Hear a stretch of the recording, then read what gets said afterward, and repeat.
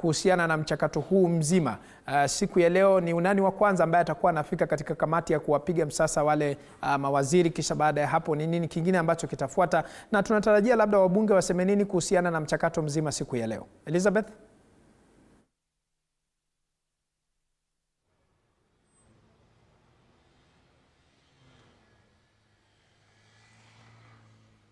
Na Paul Kirubi, kama ulivyosema ni kweli, zoezi la usaili wa wale ambao ni mawaziri wateule katika serikali hii ya Kenya Kwanza na ambao waliteuliwa baada ya mabadiliko katika baraza la mawaziri ambayo ilifanyika mwezi jana, wanatarajiwa kusailiwa mbele ya kamati ya uteuzi katika bunge la kitaifa inayoongozwa na Spika Moses Wetangula. Kamati hii ikiratibiwa kuanza shughuli hii mwendo wa saa 6 kamili, ikiwa ni madakika chache kutoka wakati huu. Wa kwanza kufika mbele ya kamati hii akiwa ni Lee Kinyanjui, na ambaye ameteuliwa katika ni Mutahi Kagwe ambaye ameteuliwa katika Wizara ya Mifugo na Kilimo, na ambaye pia alikuwa ni waziri wa afya katika serikali ya Rais Uhuru Kenyatta, na ambaye ni rais mstaafu.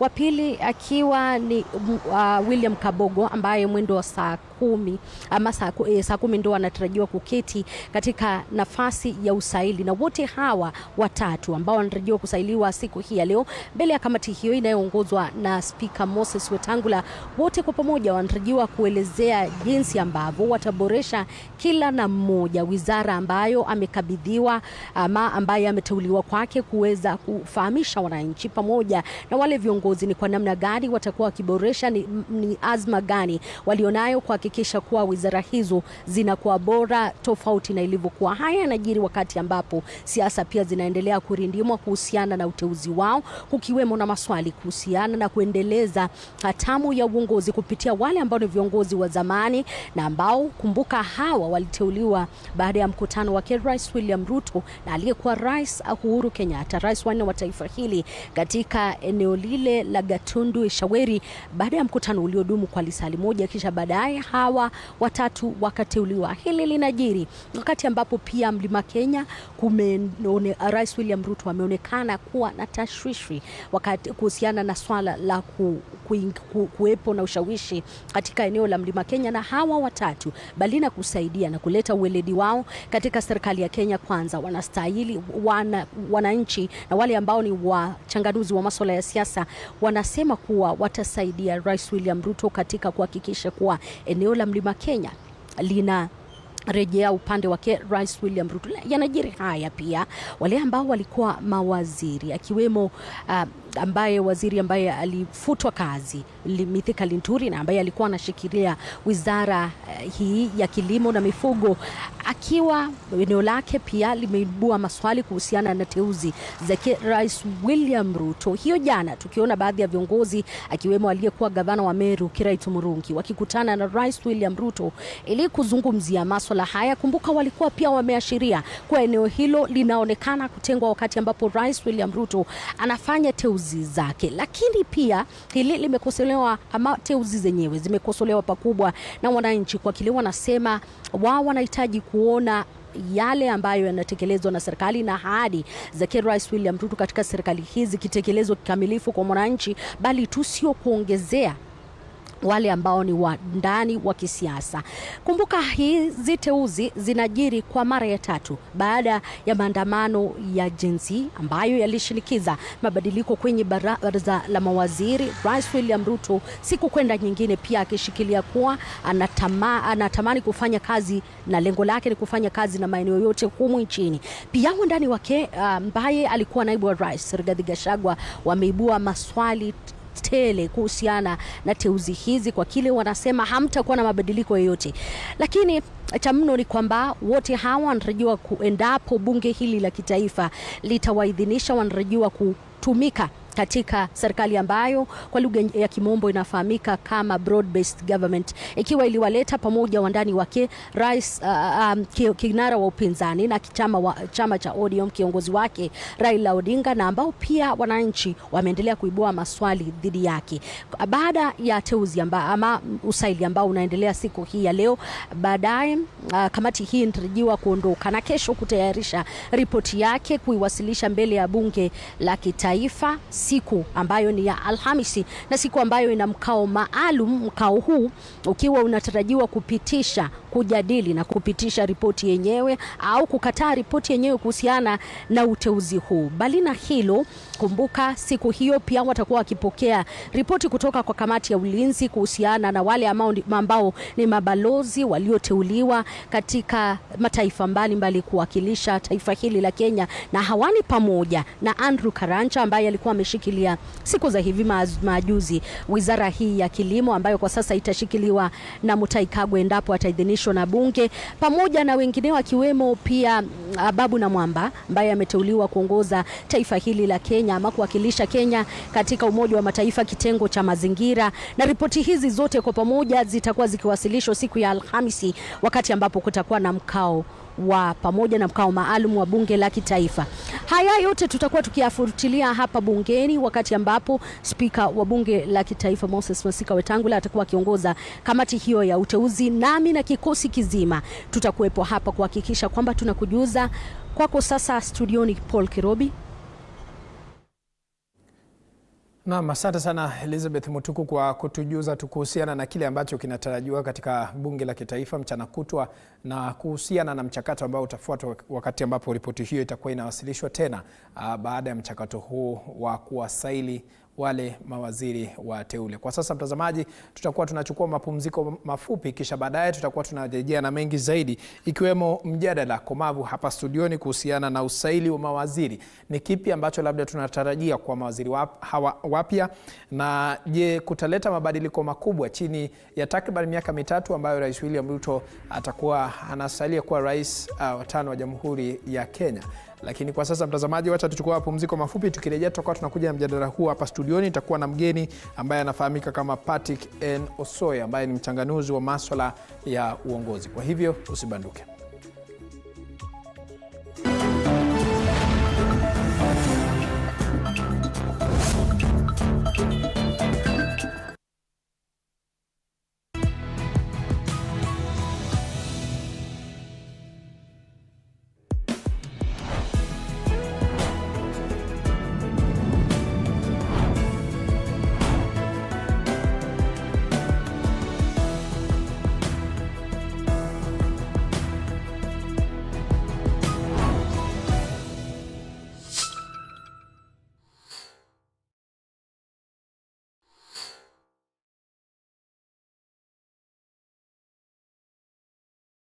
Are you ready to elevate your business game? As long as you're earning something, there's always that opportunity to save. And you start with where you are. Kama wewe ni mfanyabiashara, huwezi kaa bure, unajipanga taratibu vile inavyofaa. Join us each week as we dive into the stories of the world's most driven entrepreneurs. When you pay attention to detail, you get luxury items. The Grind, where business meets brilliance. Tune in every Monday at 7:30 p.m. because your business deserves the best.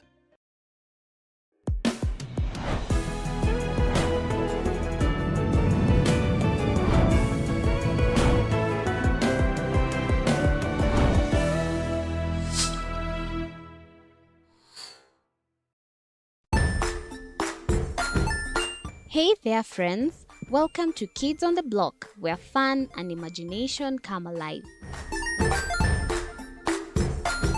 We dive into magical world filled with exciting adventures and awesome friends. What position were you in? I was number 2. What position were you? Number 1. He decided to cross the bridge by his house and look for food on the other side. We're going to do half cup of chocolate chips, and the other one, we're going to do half cup of the blueberries. So, grab your imagination hats and get ready to explore with us. Join us every Saturday at 9 a.m. for new friends, amazing stories, and tons of laughter.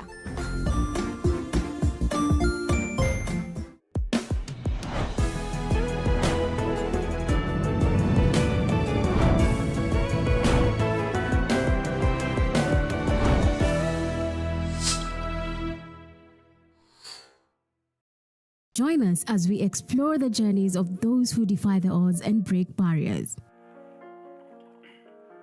We dive deep into the stories of triumph. Sometimes when parenting a child with a special need or whatever disability, family life becomes a bit complicated and you may end up raising the child on your own.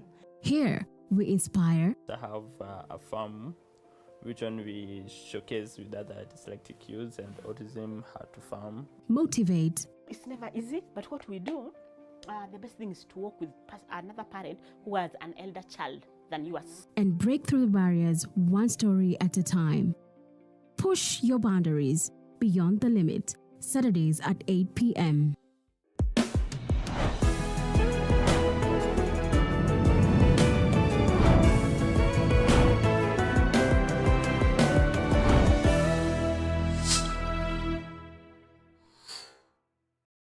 Jiunge nasi tunapoangazia safari za viongozi bora.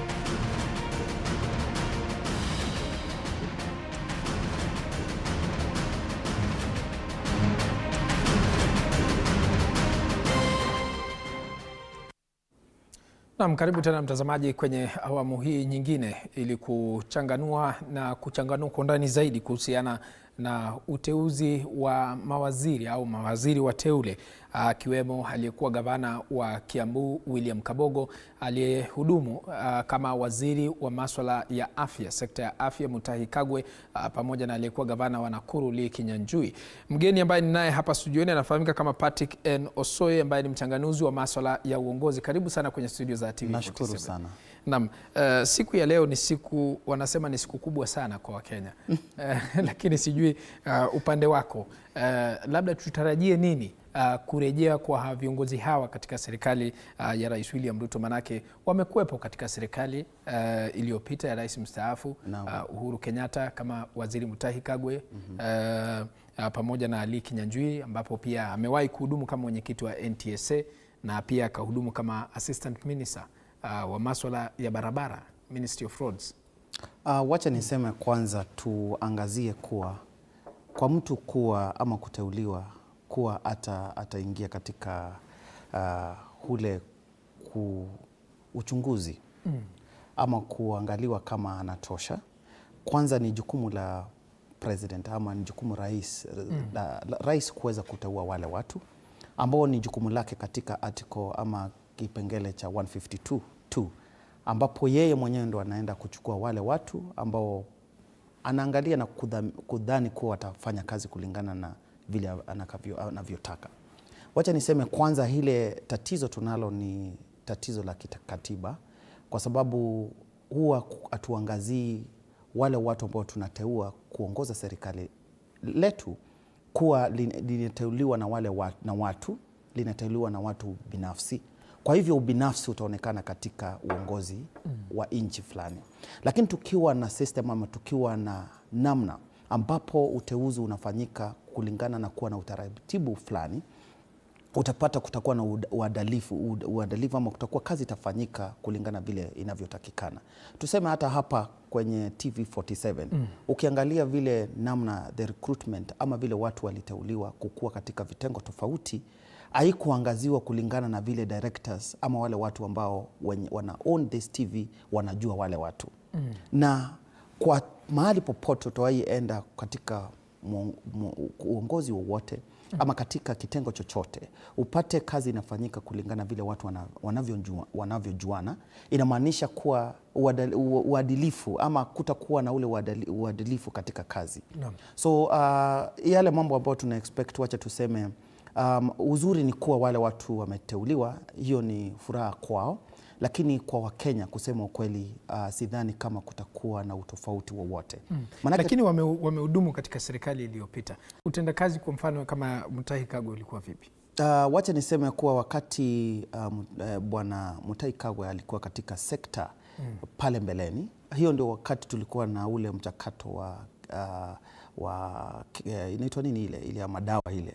Tulikuwa na KEMSA. Tulikuwa na ile hali ya katika kule KEMSA, tukawa na scandals ambazo zilikuwa tosha.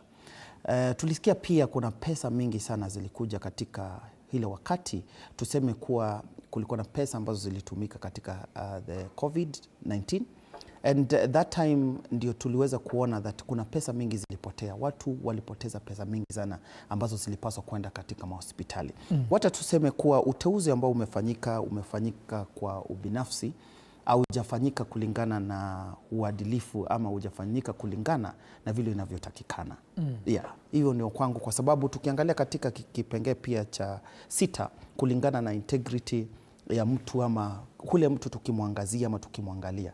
Again, tumekuwa tukiangazia tukieleza hata serikali, kwa nini tusikuwe na nyuso mpya katika uongozi? Kwa nini tusikuwe na watu ambao, manake pia kuna watu wachanga ambao wamehitimu na pia wako na uwezo kwenda kujaza zile nafasi. So kwa advice to the government system, kama kutakuwa na nafasi zingine zinatosha, ni vizuri pia tuangazie kuona kama tunaweza leta watu wapya, sura mpya, tuone kama kazi itafanyika vitofauti. Lakini kwa sasa hivi, manake ni watu ambao tumejua, ni watu ambao wanajulikana, ni watu ambao ni ngumu sana tuseme. Mimi kama Party Koso inaweza kuwa na uaminifu kwa watu wawili watatu, lakini Wakenya sidhani kama wako na ile the confidence ambayo it is kwa kipengee cha 73 that lazima tukue wale watu ambao wanateuliwa tuwe na confidence na wao. Sijui kama unanielewa. Na kumbuka wale watu wanapelekwa kwenye bunge, na ile bunge unakumbuka tulikuwa na mchakato kubwa sana wa bunge wakati tulikuwa na mambo ya finance bill. Kitu ambao tulifanya makosa ambayo tunaendelea kufanya kama Wakenya na viongozi ambao walioko katika nchini ni kuwa huwa hatuoni ama watu waangazii ni yepi ya mno kabla tuende nyingine. Manake kama una shida ya kwanza na hujaitatua, ya pili hujaitatua, mbona unaenda ya tatu? Kwanza tatua ile shida ambayo itakuwezesha kuweza kutatua shida zingine. Kwa sababu wale watu wanapelekwa kwenye bunge, na lile bunge hiyo yote inafanyika kwa sababu ni utaratibu tu ambao umeandikwa, lakini sidhani kama kuna ule uadilifu ama ile good scrutiny ambayo itafanyika pale. Unamaanisha kwamba kwa kipindi cha miaka 2 ama 3 ambayo Rais William Ruto amebaki nayo serikalini kwa sasa hakutakuwa na lala mno?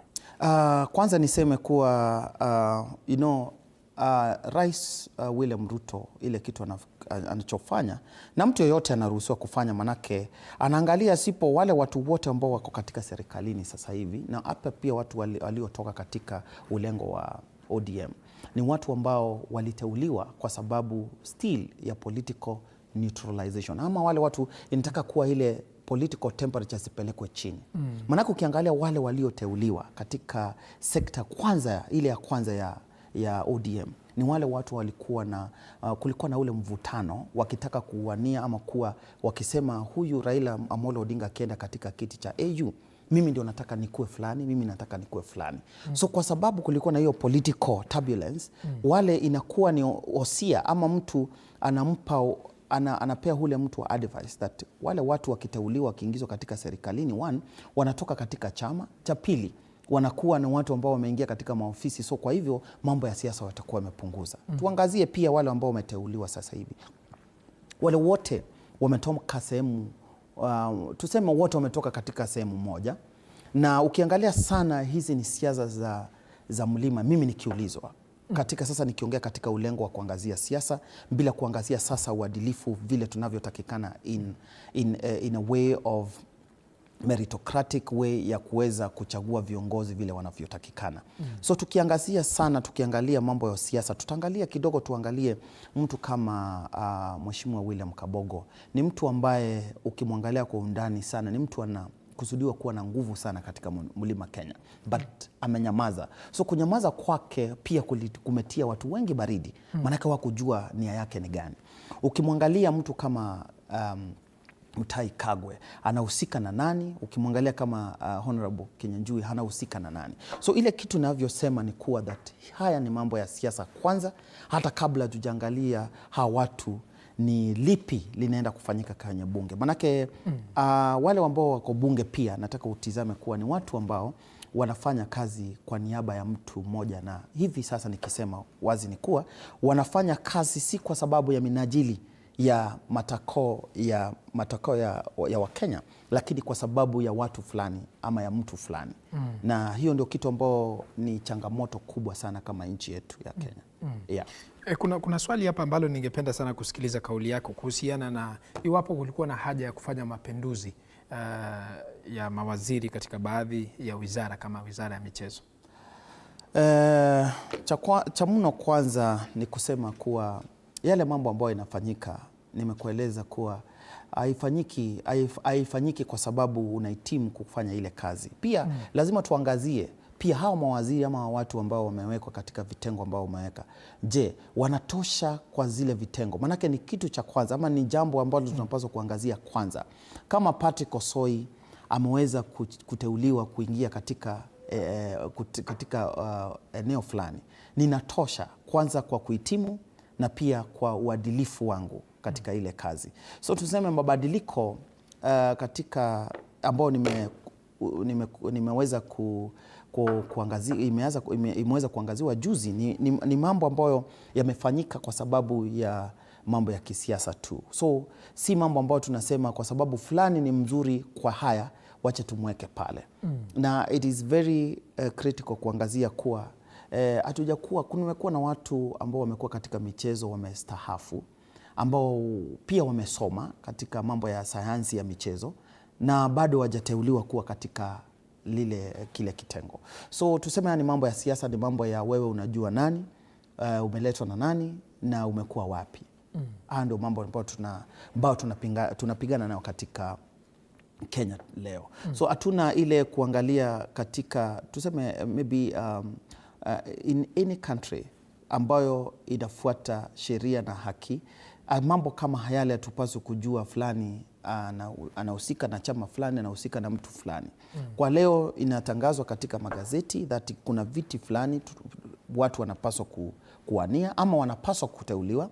Watu wanaweka application yao na wanateuliwa, na wacha pia kama ni rais anateua wale watu.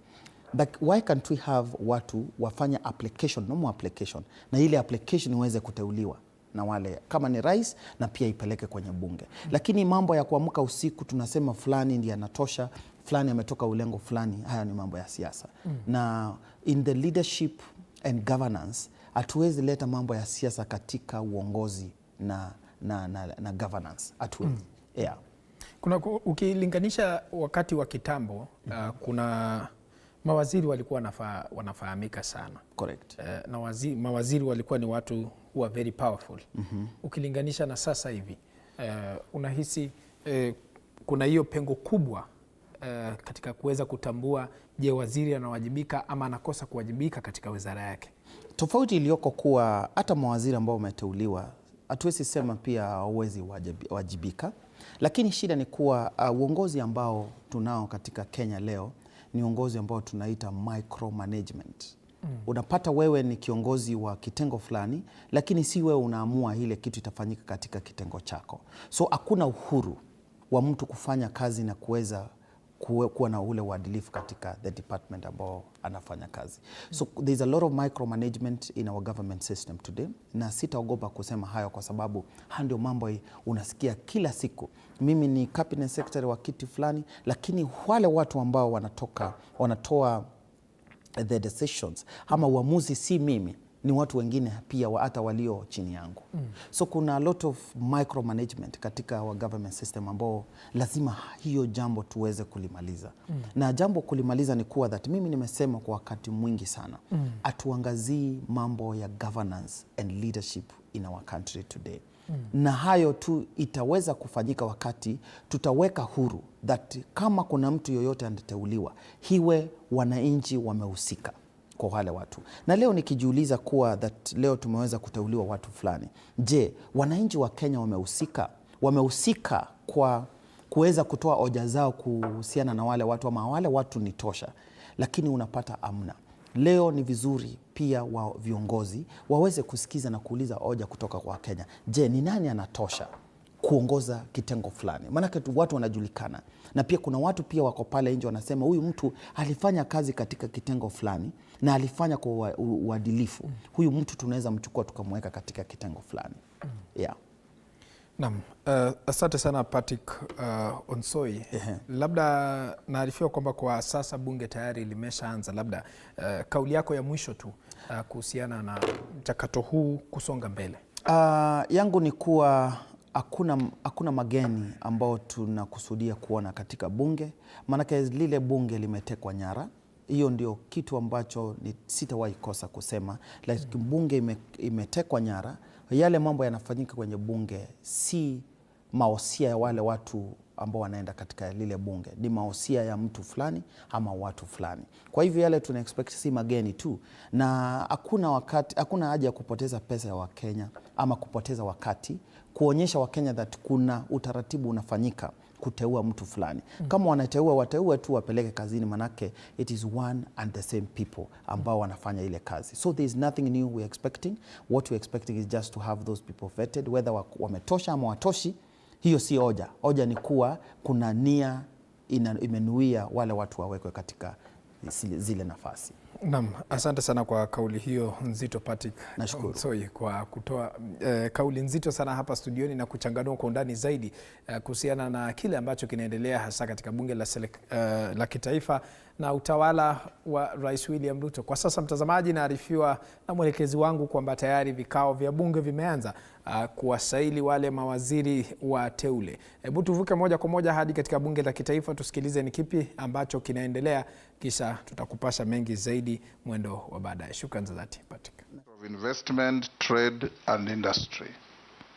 I thereafter communicated to the House, and as required under the law, this committee on appointments is to conduct what in American jurisdiction they call approval hearings. In our jurisdiction we call it vetting. Pardon? So that we can be able to assess the suitability or otherwise of the nominees in holding public office in the manner His Excellency the President has proposed to the House. We are going to have this proceeding start in the next few minutes, starting with the Honorable Mutahi Kagwe. Don't call him in yet. Thereafter, William Kabogo, and finish with Lee Kinyanjui. Honorable members, I have received a request by a gentleman called Aura, and his advocate called Harrison Kinyanjui. Wakili habari? Okay, get seated. Aura has asked this committee to have Harrison Kinyanjui appear before us and cross-examine Nominee Kagwe on the basis of a memorandum that they have sent to us. My direction, honorable members, is that under the Parliamentary Approval Act Cap 7F, Section 6 thereof, there is no contemplation in the Act of any contesting party to appear before this committee to cross-examine any nominee. The provision of the law is that whoever has any issues on a nominee deposits an affidavit, as the gentleman Aura has rightly done. Such an affidavit is then commissioned by a commissioner for oaths, as it has been done, and is forwarded to the clerk of parliament within the time stipulated. It has been done, and the committee will then, in the process of conducting the hearings, put questions to the nominee if they wish on the basis of the affidavit, and the nominee who has been furnished with the affidavit would have responded to all the allegations therein and advised that he has done. So the record is available to our support team, and whatever contents therein will form part and parcel of the findings of the committee in terms of its accuracy, its factuality, its veracity, and so on and so forth, in establishing the suitability of otherwise of the nominee. So to Mr. Aura and your lawyer, you're at liberty to sit in that gallery and listen to the proceedings, but the privilege of you appearing to cross-examine a nominee is not provided for in any law. This is not an adversarial proceeding, neither is it a trial. It is simply an inquisitorial process to find out whether the nominees are suitable or not. I think that clears the issue. I'll therefore direct that the first nominee, the Honorable Mutahi Kagwe, be brought in. Yes. Speaker. Yes, Majority Leader. Honorable Speaker, we are well guided by your ruling on that matter. Probably because Advocate Harrison Kinyanjui has many of our numbers. And last time we allowed Kenyans to contribute to the vetting process through text messages. Maybe you could also advise Advocate Harrison Kinyanjui. He can always, if he needs a follow-up question, he can always text any of the members present. Harrison, if you have any question that you think has been left out, you as truly here will receive it on my line or on any of the members. You are a well-known lawyer, and I'm sure you have sued some of these members here in different capacities. Send them messages, they will ask you questions. We have also received memoranda, like you were briefed earlier, against and for the nominees William Kabogo and Lee Kinyanjui. Will deal with them when they appear before the committee.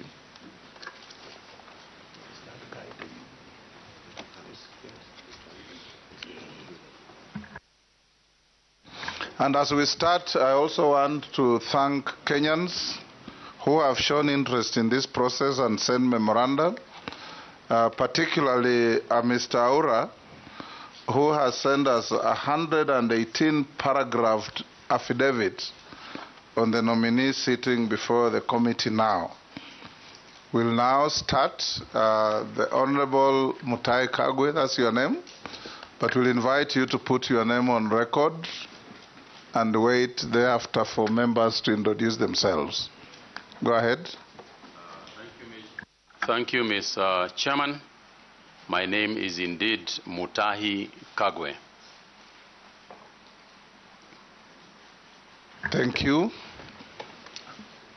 I'm the Speaker of the National Assembly and the Chairman of this committee. I'll invite all members to introduce themselves, starting with my deputy. Gladys Boss, member for Uasin Gishu County and also Deputy Speaker.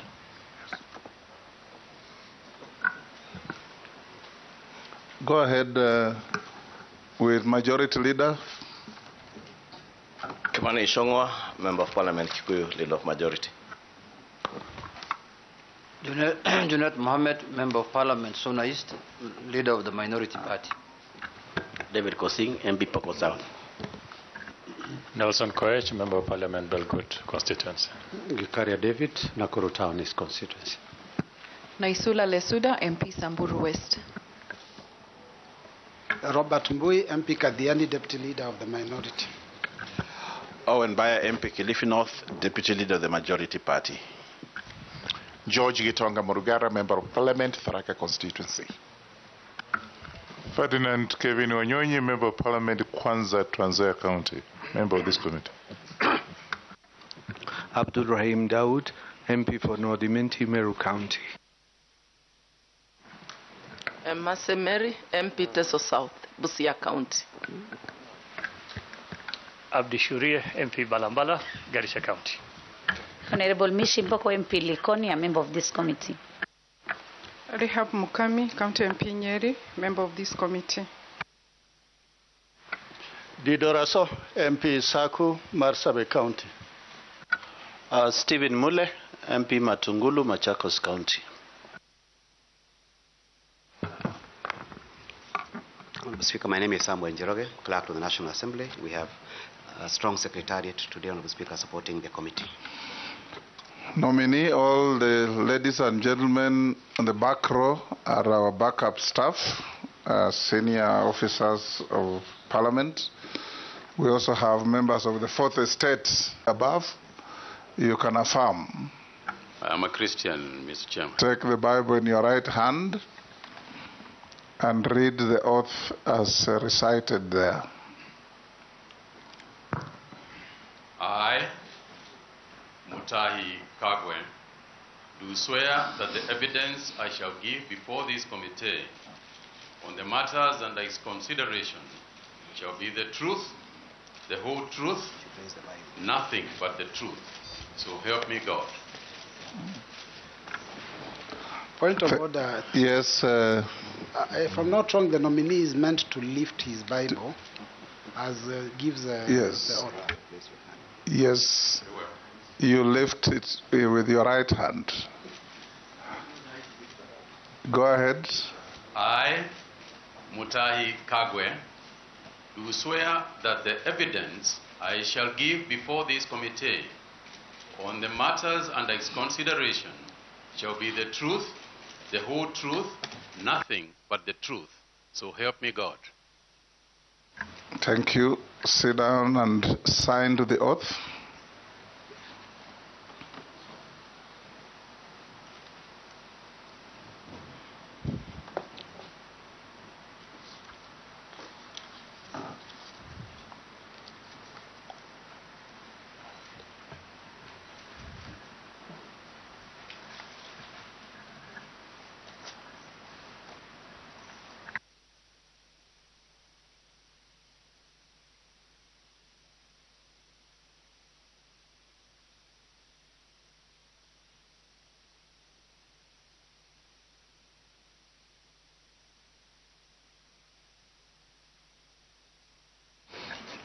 Having signed to the oath, nominee, if you have your documentation that the invitation directed you to come with, pass them on to the sergeant to give the clerk.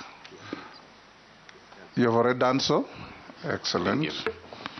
Honorable members, I want to disclose that the nominee was my yearmate at the University of Nairobi. The nominee and I served in the cabinet of our late President Mwai Kibaki. That, however, will not in any way impair or affect my capacity to question him on his suitability for the job for which he has been nominated. Thank you. Now, Honorable Mutahi Kagwe, in less than 5 minutes, tell this committee who you are, your background, your education, and why you think you are suitable to hold office for which you have been nominated. Thank you very much, Mr. Chairman, and thank you, members of the nominating committee. First and foremost, before I start, Mr. Chairman, let me just say that I want to say thank you. First, I would like to say thank you to God indeed, because that is why He is why we are here today. Secondly, I wish to take this opportunity to thank His Excellency, the President, for this appointment or nomination, which I hope will be approved by this committee. Thirdly, Mr. Chairman, I very briefly will say that, as I said, my name is Mutahi Kagwe. I was born in Nyeri County. And Mr. Chairman, if you allow, as I go along, I will give the reasons. I will tie up the reasons why I think I'm suitable for this job with my background. I went to primary school in a rural school in Nyeri, and I think that is where I started the journey to this discussion here today. Most of you will remember that in primary schools, or some of you will remember that in primary schools, we used to have what was called the 4K Club. The 4K Club is where we started our farming. Some of us went there. And Mr. Chairman, if you remember, the 4K clubs introduced us to agriculture. And that's why I picked my talent of planting trees and so on. Mr. Chairman, in my primary school, what we did, I lived a rural primary school life where we did a lot of work in coffee. I have carried coffee on my backside towards to take it to the factories. First in Ishamara, if anybody knows the place, in Nyeri. We have spent our school holidays in coffee factories where we were drying the coffee beans and so on and so forth. You know what 4K meant? Kuungana, kufanya, kuungana,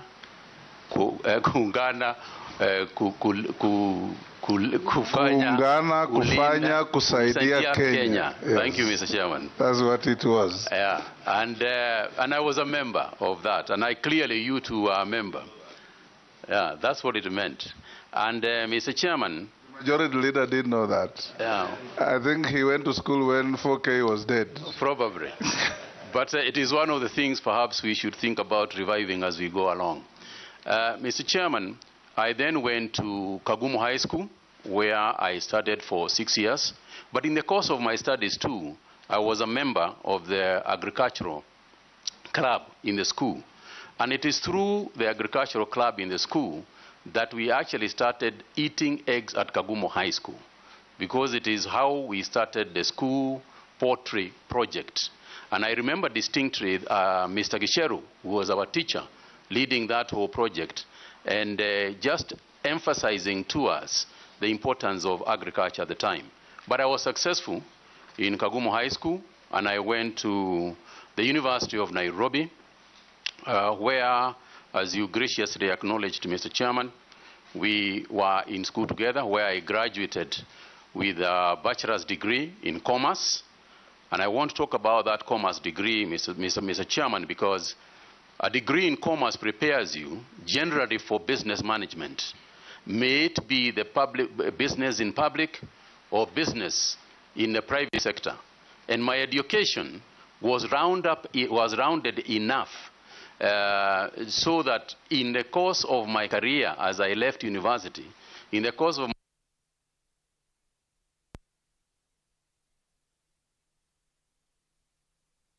and private life.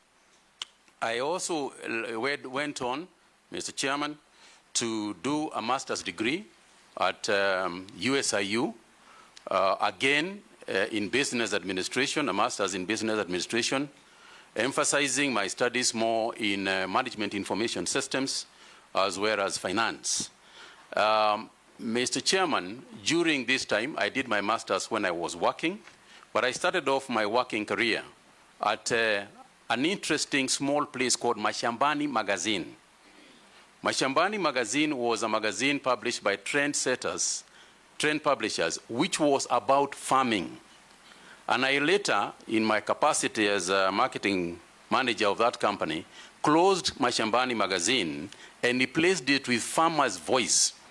The Farmer's Voice magazine, which I worked for, was actually the KFA magazine. Those of you who remember, the Kenya Farmers Association is the one that owned the Farmer's Voice, which I published and ran for 2 years. So again, Mr. Speaker, that's why I said the journey that I'm going to explain has gone on to attach me to this interview here today. Of course, I would never have foreseen that this was going to happen. So, Mr. Speaker, having finished my education, I went on to run Trend Publishers, which was Viva, better known as Viva Magazine.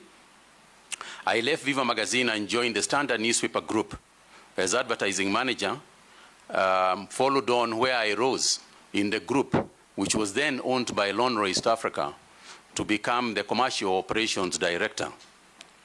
Following my 11 years as an employee of Lonro, I then branched out on my own to start my own businesses.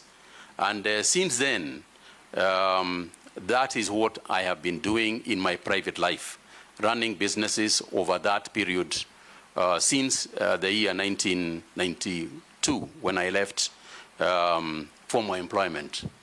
Mr. Chairman, after that, during my period in the year 2002, I ran for office. I felt that having done being educated, having then gone on to develop a successful career, I felt that I should do some public work and serve the people. And I went to Mukurweini constituency, where I ran for office and was elected in 2002 as a member of parliament for Mukurweini constituency.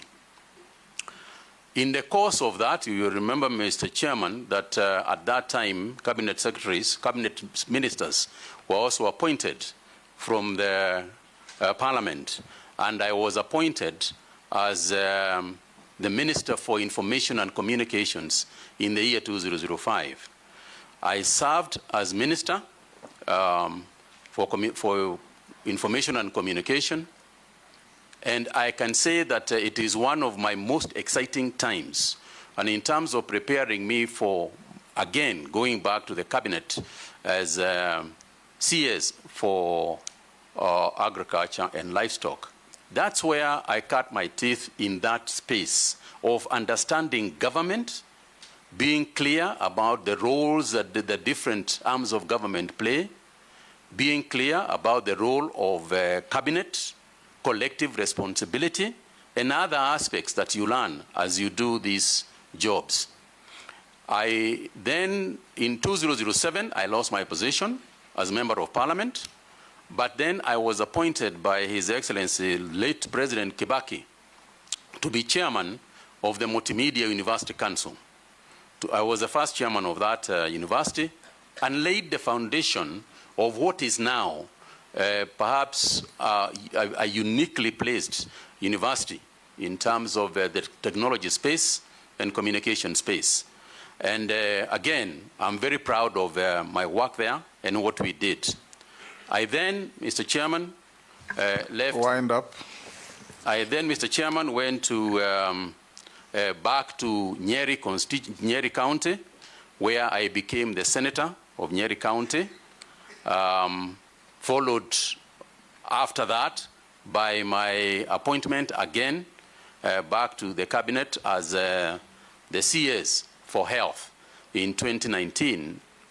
And Mr. Chairman, all that experience that I have had, both my education, my experience in school, my experience in private sector, my experience as cabinet secretary and the Minister for Information, Cabinet Secretary for Health, have all, in my opinion, ably prepared me for this particular position. Thank you. I'll invite members to put questions to you, starting with the Deputy Speaker. Thank you, Honorable Chairperson. Mr. Mutahi Kagwe, Now that you're going to be the Minister of Agriculture, we know certain challenges exist in that sector. First, Kenya is a net importer of foods that is capable of producing, like edible oil and rice and wheat. We also know the fact that the average age of a farmer is 65. Yet, our population is highly youthful. If you're approved for this appointment, what strategies will you employ to make agriculture more attractive and profitable to young people so that we can ensure that we have food security in the future? Thank you. Go ahead. Thank you very much, Mheshimiwa. Now, let me just start by the rider that you started with, which is the importance of agriculture in the country. And to say that over the years, the problem that you have alluded to, the issue of food importation, the issue of youth, has been around with us. The framework on which the current agriculture ministry is being run, or is agricultural sector transformation and growth strategy. Mr. Chairman, I want to raise this issue broadly to say the following. First, there's been a misguided notion, I think, over the years that we have all made. And that is to say that the focus, the initial focus of everything in agriculture is production. Mr. Chairman, what we must refocus on in the ASTGS is coming on for review, because it was structured in 2019 and is coming up for review after 5 years. Mr. Chairman, the only way that agriculture is going to be the kind of industry, the kind of structure, the kind of mainstay for our people that we are ever going to construct is if the farmer becomes a central consideration of everything that we do. Mr. Chairman, until and unless the farmer looks at his profit and loss statement and sees that he is making more money than he is spending, we are going to continue having issues of food security. We are going to continue having issues of underproduction of food items, as well as cash crop items, as well as livestock items. So the focus to me, and what we must begin to philosophize about, has got to be, how do we put more money in the farmer's pocket? If we ask ourselves that statement, and I want Mr. Chairman to say that I recall very distinctly that when I was appointed Cabinet Minister for Information, and I tried to figure out how to deal with the many problems that were there, we arrived at one sentence: let's take a telephone and it works. Everything else we do around us must be focused on that issue. Whether we are going to get international gateways, whether we are going to license other players in the market, it is all should be about the concept of a telephone working. Similarly, if we are going to revive agriculture, the only way we are ever going to do it is when the farmer is profitable. When the farmer is profitable, we'll have enough food. When the farmer is profitable, we'll have enough for exports and so on. But no matter how many papers we write, no matter how many debates we have, no matter how much discussion we are going to have, unless and until the farmer looks at his balance sheet and says that income equals price times quantity, we are not going to succeed. So for me, therefore, when we look at the sphere, when we look at the entire agricultural space, then things that we do should go to that. You talked about the youth. Youth today, Gen Zs, millennials, and others, are about one thing if they are going to go to business. It's about profit. It's about making money. No youth is going to go to agriculture because we are urging them to go there. They are only going to go to agriculture if they are going to make money. And the only way they are going to make money is by taking the necessary steps that we have to make in order for agriculture to be responsive to profit making. Now, Mr. Chairman, this is very broad, and therefore you allow me space just to expand a little bit. There are many activities within the agricultural sector that we have to carry forward, that we have to do. For example, just to take youth as an example. In order for us to attract the youth into agriculture, youth have no land to grow food on. A lot of the young people don't have land. So we have to think broadly about how can we afford them land first. There is a lot of land, ADC and other organizations, private sector, land that is lying idle, that is not being used, that we can lease to these people. Now, in order for us to lease land to these people, we have got to make sure that the land, that the use of the land that they are getting is going to be profitable to them. Because that's why, in the first place, they are going to go for that idea. How are you going to do that? Our research organizations must ensure that we have done proper soil analysis. Our seed people must have the correct seeds so that people can plant seeds that germinate, seeds that produce the correct product. We have got to plant the right crops in the right places so that they can grow en masse and produce more per acre. So we have got to use the technology because youth are interested in technology. And also we have to define, when we say that the youth should be involved in agriculture, which part of agriculture are we talking about? Because it is not just about growing to grow crops. For example, tourism in agriculture is being involved in agriculture. You know, you travel all over the world and you see yourself being taken to places where they grow all sorts of things in other nations. We want people to come to Kenya also to see our agriculture. That's an area that can be attractive to the youth. There is fintech and agri-finance. These are the areas that the youth are going to be interested in. So in a nutshell, Mr. Chairman, the business of agriculture has got to be looked at from a profit and loss in order for us to make it worthwhile and in order for us to revive it. Agriculture for the youth must be made cool. It is too ordinary. It's too boring. Youth are not going to go there the way it is structured today. It's got to be something more exciting that involves technology, that involves new ways of doing things, that involves areas in agriculture that we have not quite spent, our time on. Things like hydroponics, aquaponics. These are areas that they are going to look at. The use of technology means that they are going to introduce new things in agriculture that do not currently exist. What does that mean, therefore? It means that the training that we are going to engage in, working together with the ministries of education, we have to look at the training that we are giving the agricultural sector, the agricultural students. What are we training them in? The future of agriculture is going to be in technology. AI, for example, artificial intelligence, is going to play a very crucial role in the future of agriculture. And if that is the case, are we educating our people, our future farmers, enough to deal with that issue? They are doing it elsewhere.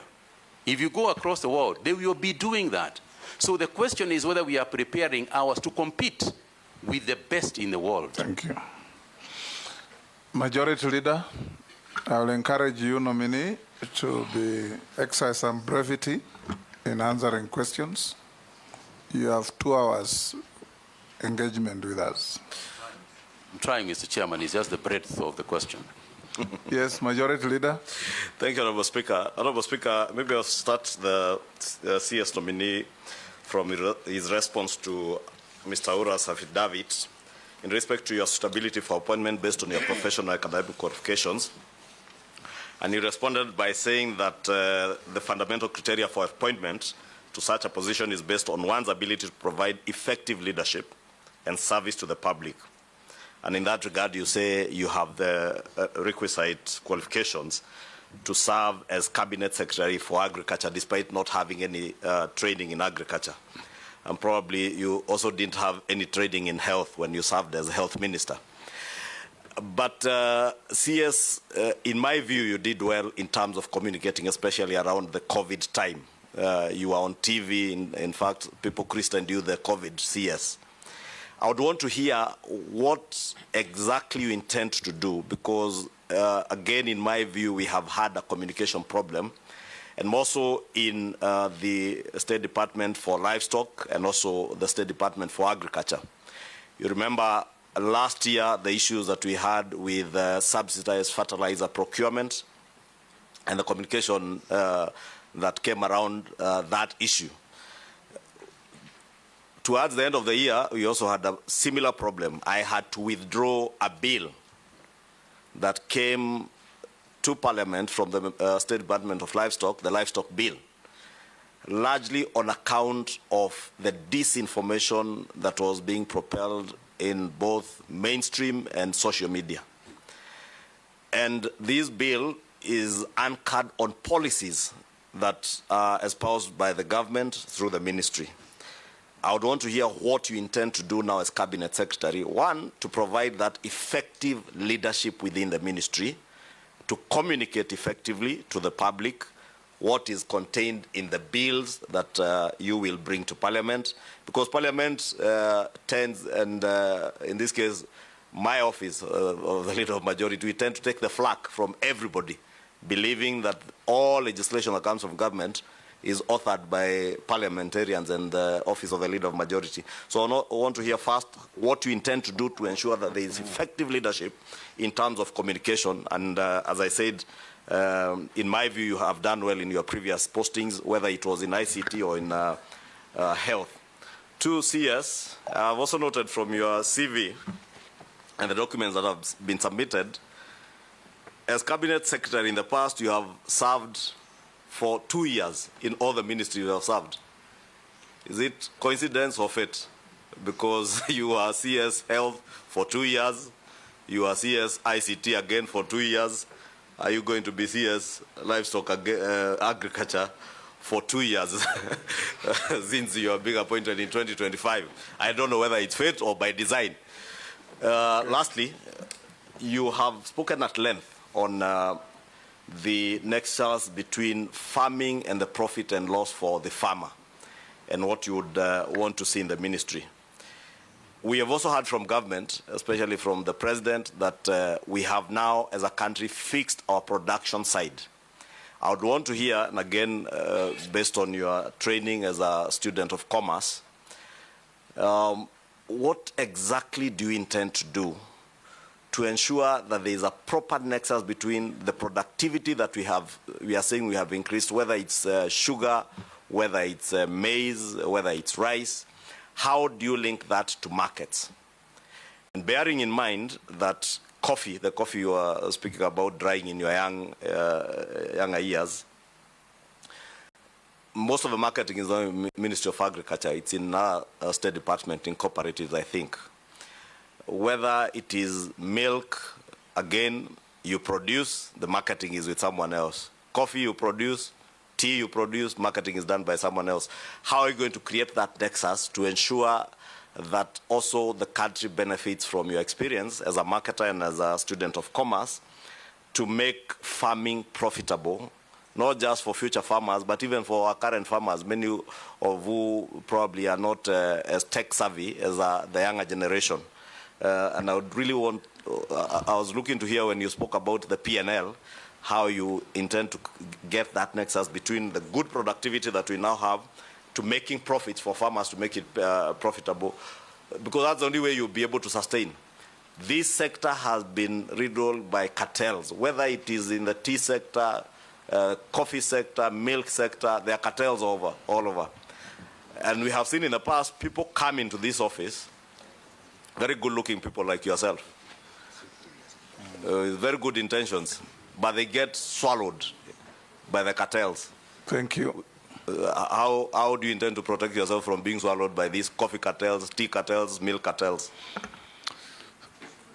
Brevity. Mr. Chairman, you'll agree that there is quite a bit to respond to here, but I'll try and be as brief as I can. Yes. Thank you very much, Mheshimiwa. Let me start with the issue of communication, because I think that is what you laid emphasis on. I think the first thing to remember is that in my capacity, if I'm approved by this committee, in my capacity as a Cabinet Secretary, I am simply a cog. I'm simply part of a cog of in people and stakeholders that must be involved in the decision-making processes that you have referred to. You can't be part of a cog. You can be a cog in a wheel. Yes, yes. Indeed. Yes. Indeed, Mr. Chairman. One of the cogs, that is what I am. And Mr. Chairman, the long and short of it is the following, that it is not possible to make progress in that area unless we work together with the stakeholders. We have got to have a consultative approach to these things. Cows belong to individuals. Maize in shambas belong to individuals. They don't belong to the government. You know, coffee in coffee farms belong to individuals. So any decision that we make has got to be made with those individuals who are the owners of the of whatever products and commodities that we are going to be discussing. That's number one. Number two is that they are experts in these areas. They are also experts who have been trained to make decisions in those areas. And I'll tie that up with what you said about COVID, the issues of COVID, which I'll come to on its own at some point if the chairman will allow. And to say the following, that part of the reason why there was so much necessity of communicating virtually every day to the people is the weighty issue that was at hand. You are talking about life and death of people. And therefore, you need to keep them abreast with any issue that is developing in relation to their own lives. Because that is what it came down to. Similar, and that's why we had a press conference virtually every day, whether it was made by myself or other players or other ministry officials. It was determined, we determined that that is the way we were going to handle communication to them. Now, to do so, we got the right information from the people who are technically qualified to give that information. We had epidemiologists, you know, led by one Professor Anzara, who informed us about the right thing to tell people and the information that people need in order for them to make their own decisions. So the first thing is that we have got to be consultative. We have got to make people, we have got to consult people. We have got to consult the owners. We have got to, the owners of agriculture. We have got to consider the experts of agriculture so that as we make progress, we move together. We work together. If you take an example, and I mentioned coffee, even sugar.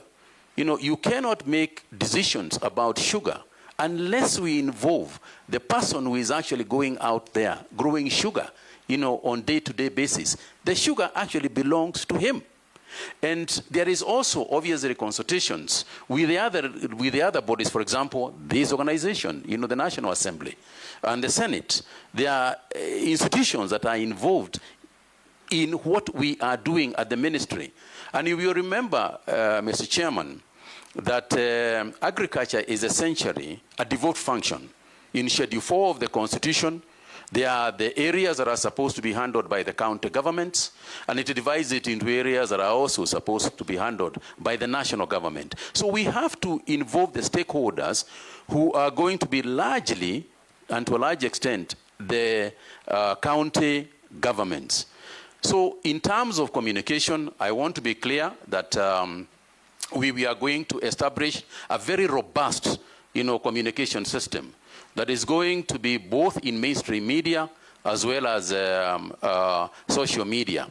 And I know that Mr. Chairman, the Honorable Leader of Majority spoke about the ills sometimes, you know, the negatives that come. I think sometimes we have to agree that in this day and age in the democracy, we have got to take both the positives and the negatives, and they are going to keep coming anyway, and that is not going to change. So I think for me, what I would like to do is use the same social media, use the same mainstream media, work with the fourth estate to try and disseminate information as much as I can to the farming community.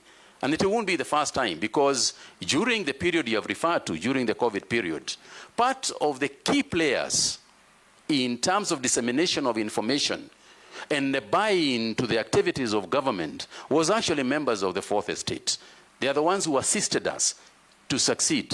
And I want to say that my intention is to continue to work with the fourth estate as openly and as transparently as I can. We will be criticized, and that's fine too, because oversight is part of their job. So I intend to keep very closely, to work very closely with them. There is the area of social media. Social media is an area that has come to both help us. It helps us a great deal. There is also the negativity in the social media. And I know that, Mr. Chairman, if one were to talk broadly and say leadership has been made that substantially harder, through social media. But part of the hardship hardship and headaches that one gets from social media is also part of the way that we can communicate more easily, to our people, because they are also on social media. And that which you cannot change, you might as well use, because we are not going to be able to change some of the communication channels that exist. And indeed, we can use them very positively for ourselves. Mr. Chairman, there was a nexus that the Honorable Leader of the Majority wanted me to explain, and that's the issue of the PLL and the production capacity that has clearly increased. It's a fantastic example of what I'm talking about. The reason why the production has increased is twofold. One is because of the good climates that we have fortunately experienced. But two, and to a large extent, is also subsidized fertilizers. It's part of the reason why this increase has come in almost all products, both cash crop and as well as food crops. There has been an increase. Now, when you increase production, and you are able to save on post-harvest challenges, it means that the farmer gets this bigger quantity that he has got. But the market is huge. The market for these products is not just here. The market for both livestock as well as crops is both in Kenya and external. Information about the markets is what has largely been missing. And part of this is also the deployment of technology. Because now, with a mobile app, you are able to tell where tomatoes have got better prices instantly. But this information is around somewhere, floating somewhere in the market. It's our responsibility as ministry to make sure that that information is available. You also alluded to the issue of the fact that the marketing aspect of most of those cash crops, the boards and everything, is in the Ministry of Cooperatives. That's fine too, because we work in a collective area. We have collective responsibility. Every ministry in government will automatically have to relate with another ministry in government. And it is not just the Ministry of Cooperatives that we have got to work with. We have got to work with the Ministry of Energy, for example. Right now we are waiting for the Ministry of Energy to connect to Kenani, to the Kenani leather park that the ministry is establishing. We are waiting for the Ministry of Water, to also connect water. So we will have to work collectively. We have to work together. Again, coming back to the example that you gave, if you look at the management of COVID-19, it was a whole government approach, whereas the central ministry was the Ministry of Health. The activities that were happening, keeping law and order, the Ministry of Health does not have any askaris. That is Interior that was assisting us in keeping order. The Ministry of Health does not have, is not in charge of matatus and so on. Yet, we are to contain even containment measures, included the transport sector. So we have to work with the CS for transport. Education is not part of health, but it was a huge, huge part of the activities on the Ministry of Health during the COVID period. That too simply illustrates that you need to work collectively with other ministries, and that forms part of collective responsibility. Yes. Jeanette. Thank you, Chair. I'll be very brief, Chair. I wanted to ask which chair? Chairman, Mr. Speaker, Mr. Speaker, Chairman. Chairman, I want to ask the nominee. I gave the latitude to your colleague. Now, muulize swali moja moja. Yeah. Go ahead. One is a general question. Chairman, I want to remind the nominee, or to inform him that in the last 2.5 years, he will be the third Minister for Agriculture. There was one who came at the beginning, second one came, we vetted him, you are the third one we are vetting. If you are approved by this House to become the Minister for Agriculture. And the last one we vetted, I asked him a question. I told him, do you know what you're getting into? He told me, yes, I know. I want to ask you also, do you know what you're getting into that ministry? You need to tell me more what you think of that. The second issue is the people or the ministry concentrates so much on agriculture and normally forgets about livestock. And in many countries in the world, their GDP growth is even contributed much higher by livestock than agriculture. What do you think you will do in the livestock sector so that the GDP, the livestock sector can contribute to the GDP of the country? And what is your position on the vaccine that's being proposed to give to livestock in this country? What do you think it is? Or how will you implement it? Or what are your views on that thing? Point of order. Yes. I think if you allowed 3 questions, because many of the questions, you will easily answer them with, many responses. Yes, that's what I was going to do. Okay. Posing. Thank you, Chairman, Speaker. To the nominee, Honorable Mutahi Kagwe. Following what Honorable Junet said, many people think that the Minister of Agriculture is crops, forgetting the bigger, which is livestock. My question will be, what will you do, particularly the pastoralist people, who keep a lot of animals, but during let's say, drought or something like that, they lose all of them. What will you think, or what will you do, or what will you tell them to listen, that even before drought, for example, that you can buy all of these animals and then give them money to wait until drought goes, then you bring number 2. You are going to be Minister of Agriculture. Where is agriculture? There's no agriculture in national level. In my view, if you look at also first schedule of the Constitution, agriculture is devolved. So when you are minister for who or for what at national level? Are you going to be marketing officer of agriculture, or what is it? And yet agriculture is at level. My proposal will be, or what I want to hear from you, what nexus or structure, legal structures or implementable structures that will be between you yourself and the counties. Because without counties government, without county people, agriculture will just be almost, at national level, it will be a talk show if you don't bring in counties in terms of implementation. Thank you, Chairman. Nelson. Thank you very much. Many commentators, Honorable Mutahi, believe that you did actually handle the COVID-19 quite brilliantly. But however, there are questions and of misappropriation, massive theft at that time, particularly in Kemsa.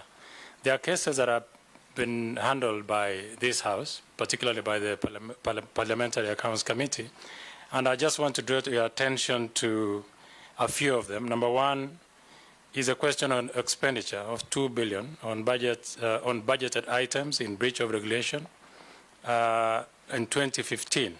Rather, Regulation 2015 requiring public officers to act in the government's interest to be aware on essentials of vote control process.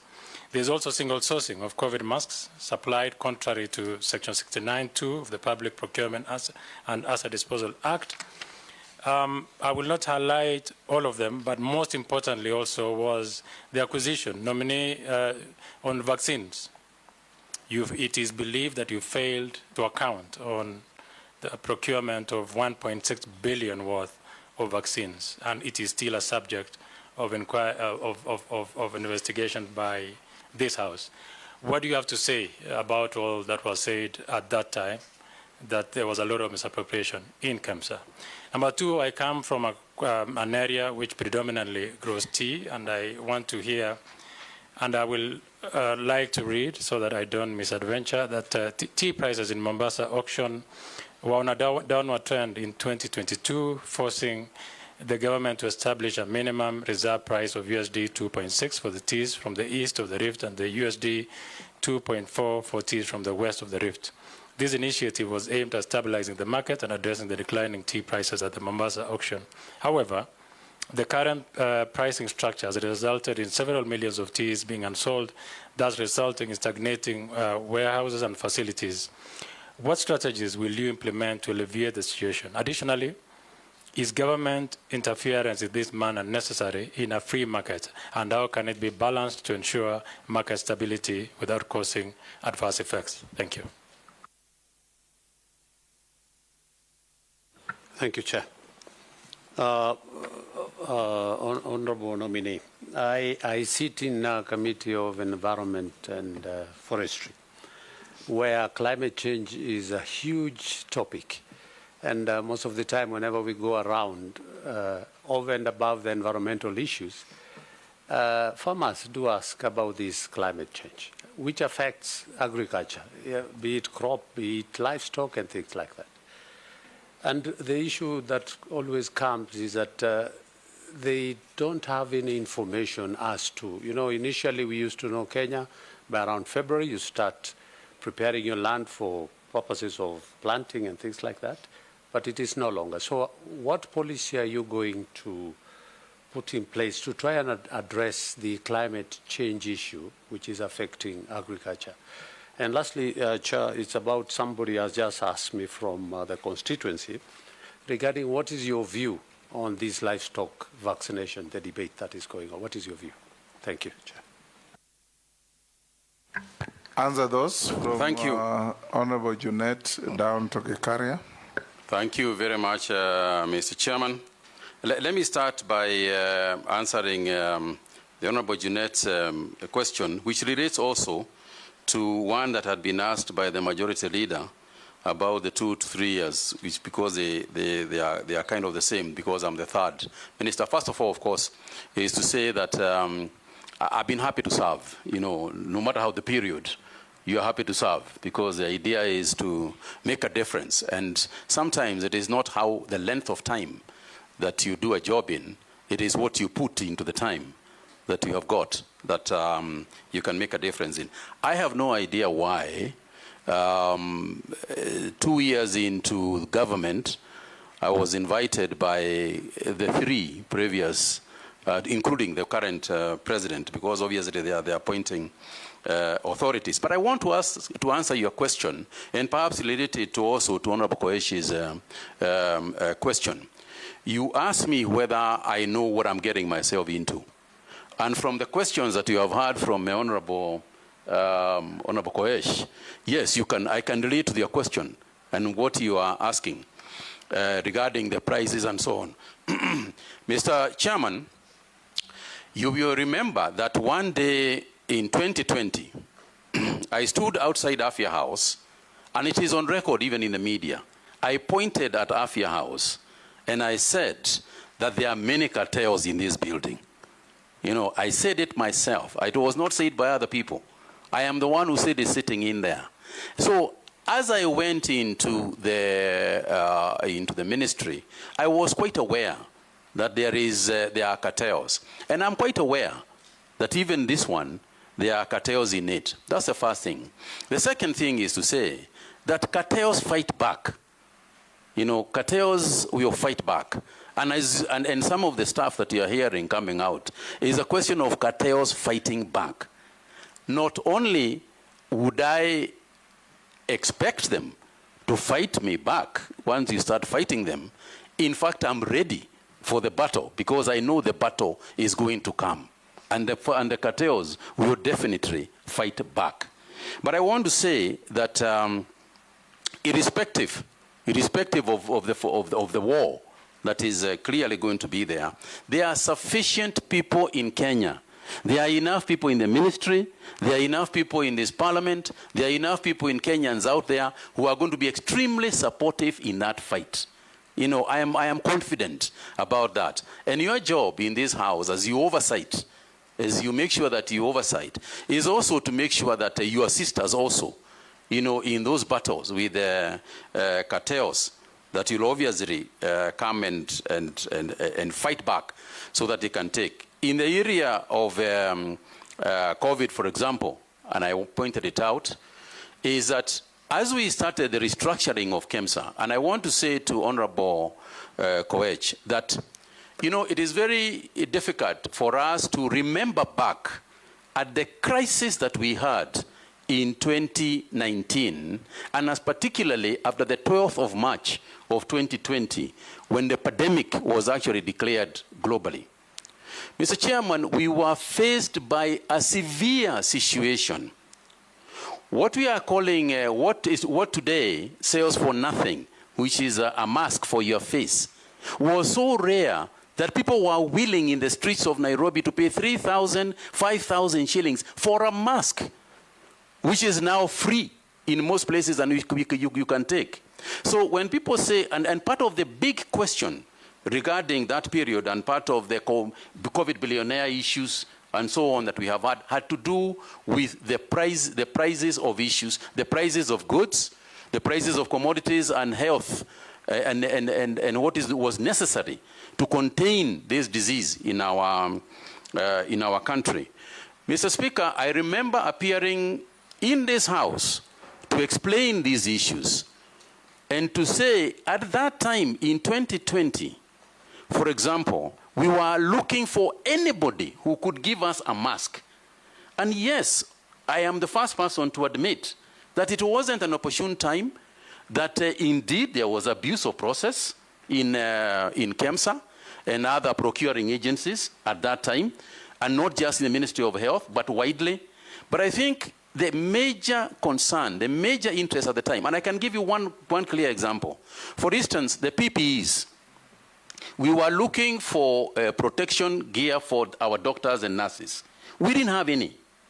A PPE could easily sell for 15,000 shillings, 9,000 shillings, etc. And I can tell you, Honorable Koech, that if they came at 20,000 shillings, we would have bought them.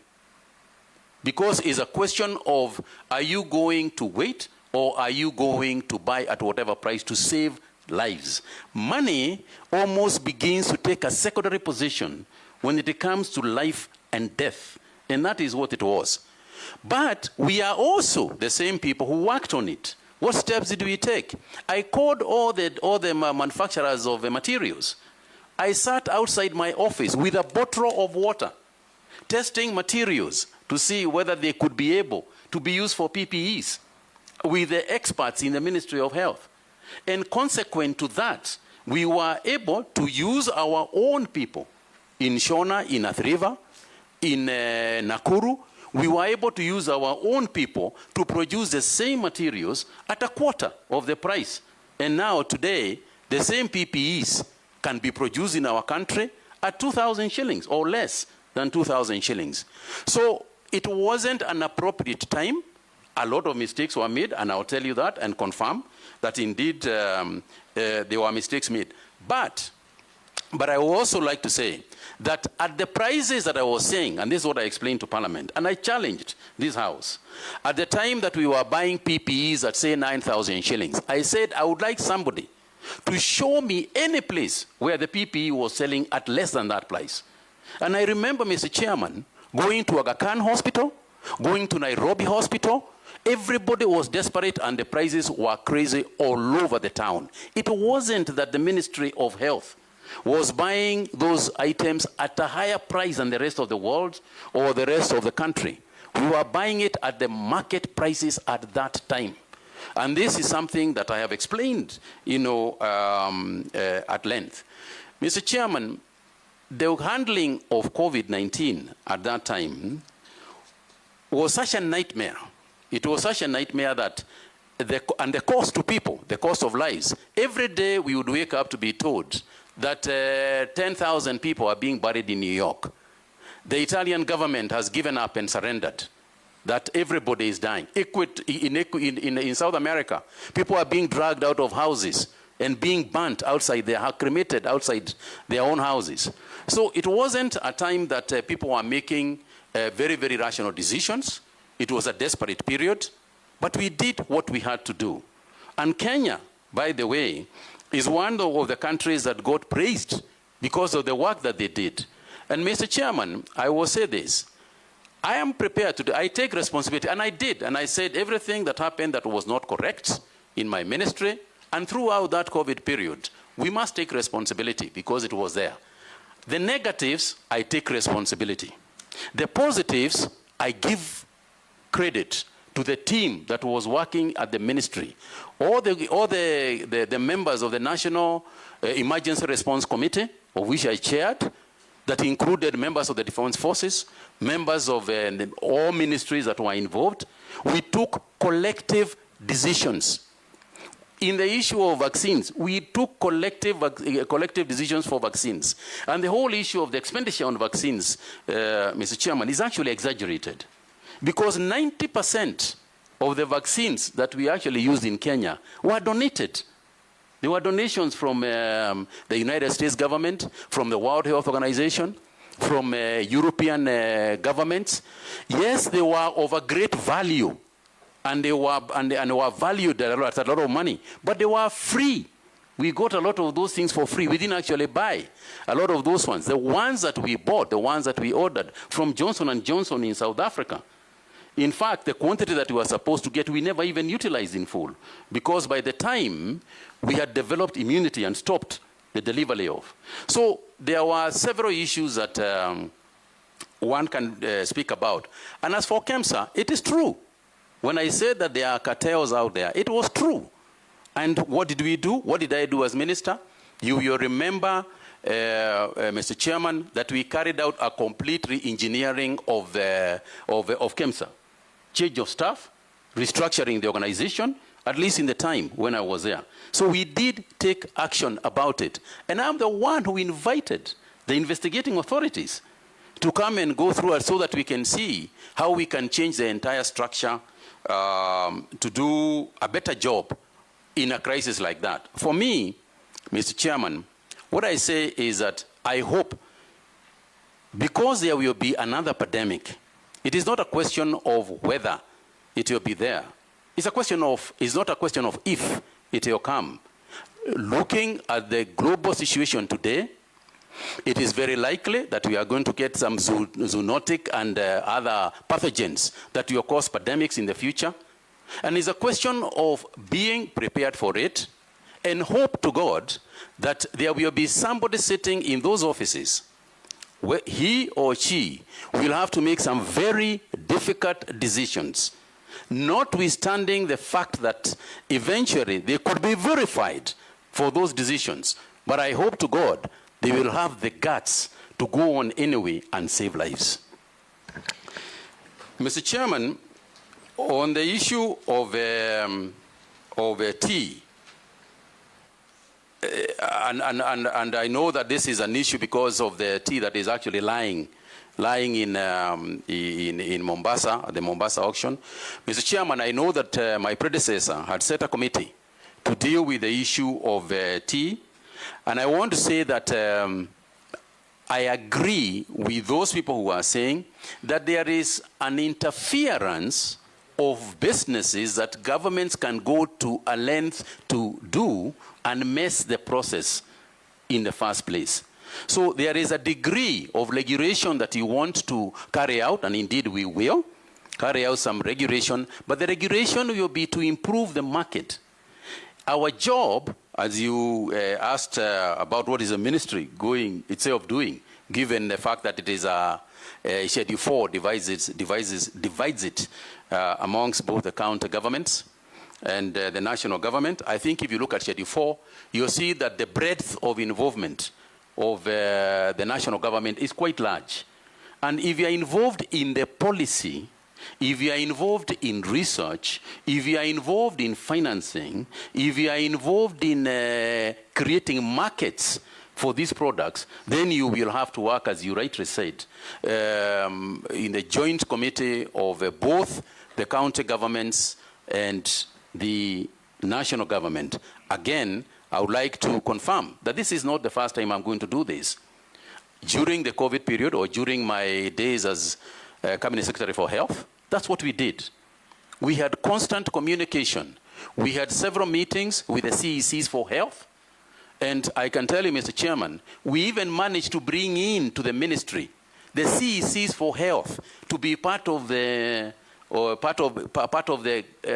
teams in the Ministry of Health at headquarters, so that you can create the linkages between the county governments and the national and the national government. So part of the price stabilization is to make sure that we are opening new markets. You know that our biggest competitors in the tea sector is China and India, and they have got varieties of tea that they produce. But we must also ensure something else and this is where the regulatory framework comes in. We must make sure that even as we talk about the prices, we talk about the quality of tea that we are producing. We must ensure that we have got a minimum regulated quality of tea that can be called the Kenya tea. Because unless we do that, our tea is famous all over the world because of quality, not because of the quantity. So we must ensure that we preserve and secure the quality of our tea as much as we can, even as we open new markets for it. Mr. Chairman, yeah, sorry. No, touch on overemphasis on crops as opposed to livestock. I was getting there, Mr. Chairman. And then climate change. Yeah. So that we go to other questions. I was getting there, Mr. Chairman.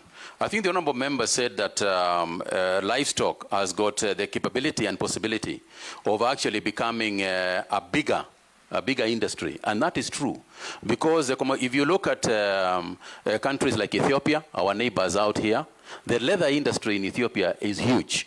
But again, Mr. Chairman, we must look at the livestock farming in its holistic form, because when we talk about the animals that are grazing, we have to go back to that farmer. And I said earlier, and I go back to it, we have got to make sure that that farmer is earning his bit. Part of the measures that we must take, especially in the pastoralist community, is education and extension farming, extension livestock experts. They must talk to our livestock grazers and our livestock keepers and the breeders themselves. Because part of the way that we can develop the leather industry is it comes back all the way to the skin that the animal is walking in. Because that is where the quality of the leather first starts. For example, if you have got barbed wire in the compound and a cow grazes along the barbed wire and tears just a little bit on its skin, that leather is already affected. It is as complicated as that. Mr. Speaker, you'll find that the leather that we are producing in terms of quality is second and third grade.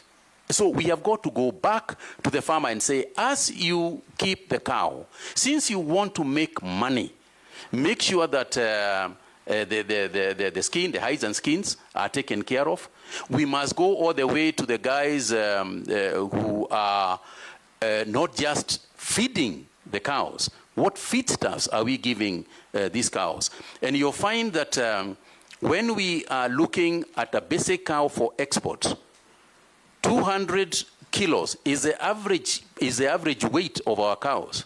Out there, they are looking for 350 kilograms cows. So in terms of meat, in terms of hides and skins, it's an area that we need to work on and improve. And we need to work with the pastoralist community. We must sit together and work on those ideas that are there, because there is nothing very, very new. They know it. Now, when it comes to the leather industry, the formation of the leather park in Machakos is a huge development for us. It's a big thing. And so we must make use of it. This is a time when we can get the Gushis of this world, coming here so that we can make proper leather. The affluent plant, which has already been constructed, is actually the biggest single contribution in terms of the leather industry that we want to develop. And I'll be there, and I'll make sure that the plant is complete, and also the engagement with the pastoralists as well as other livestock farmers, is complete and engaged. Mr. Chairman, I also want to talk about the policy on insurance, because I think it's crucial. We must make sure that our farmers, the pastoralists, have insurance for cattle. Because if they do not have insurance, and I have been there at one time, I remember distinctly, Mr. Chairman, going to Mandela at one time, trying to get the farmers to agree to sell their cows because KMC was buying them, but they were not agreeing to sell. So there is also a cultural aspect that we have to deal with, you know, and agree that it is there. And say to them that, look, you know, when times come for drought, let's sell these cows so that then we can create a revolving fund so that at the time when the rains come, we can go back and restock the cattle. And I think it's also important to teach this issue of insurance because largely there is no communication on it. Yet, there are very many organizations that are involved in this insurance, insurance for livestock. And I think we must push that agenda and I'll be at the forefront of ensuring that it is there. But more than the insurance is also to make sure that the insurance premiums are affordable. So there is no point of saying there is livestock insurance, but the insurance is too high. People can't afford it.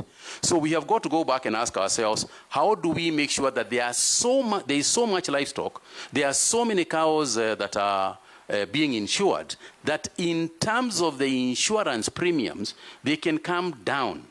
Because insurance works on the basis of probability. The probability that something bad is going to happen diminishes as long as the base itself is becoming, has been widened. So there's a lot to do, I agree. I cannot profess to be an expert sitting here, but I think there is the will, and I intend to work on it. Mr. Chairman, you'll allow me to also talk about the environment, because it has also been raised by Honorable Gikaria. The issue of the environment and farming. Mr. Chairman, as we said, there is an issue on this climate change that is right in front of us, and that is the issue to do with the European Union deforestation regulation, where the European Union is coming out with the rules that say that if we are deforesting to plant crops or to farm, we will not be able to export our commodities, animals, and products to the European Union. Now, this is something that we can't afford because that is our biggest market for virtually most of our agricultural products. So it is not just because they are asking us to do it. And Mr. Chairman, I like to say that in terms of what the Europeans have set as a standard of climate change or climate specifications that they want to set, in my opinion, Kenya is actually ahead of it.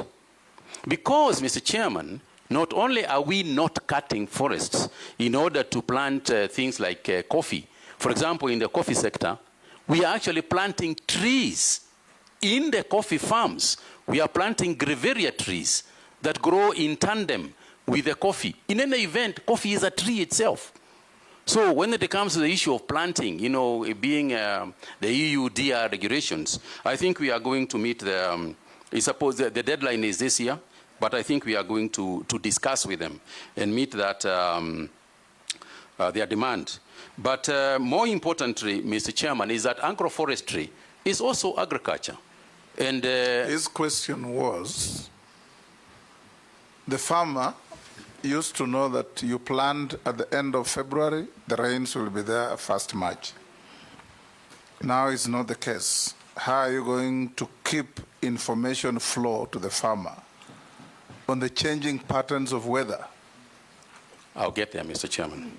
That's what he asked, and yeah. I'll get there, Mr. Chairman, but I did want to raise this issue of EUDR because it is part and parcel of this thing of climate change. And Mr. Chairman, technology is going to assist us. The biggest thing in terms of the Honorable Gikaria's question is technology. We all know that these days, the meteorology department can actually predict very well. If you look at your mobile app and look at it, we can predict very well. There was a time when we talk about Rasha, Pale na Pale, you know, which was never going to happen. But I think that we are very confident. And as AI develops, the predictability and our ability to tell the weather is going to become more and more precise. And therefore, and at that point, what then do we do? Because information is one thing, but what do you do when you do it?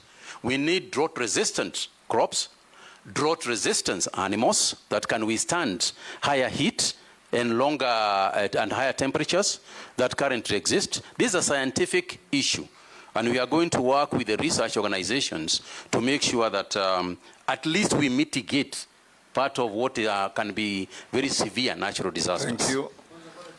Yes, Janet.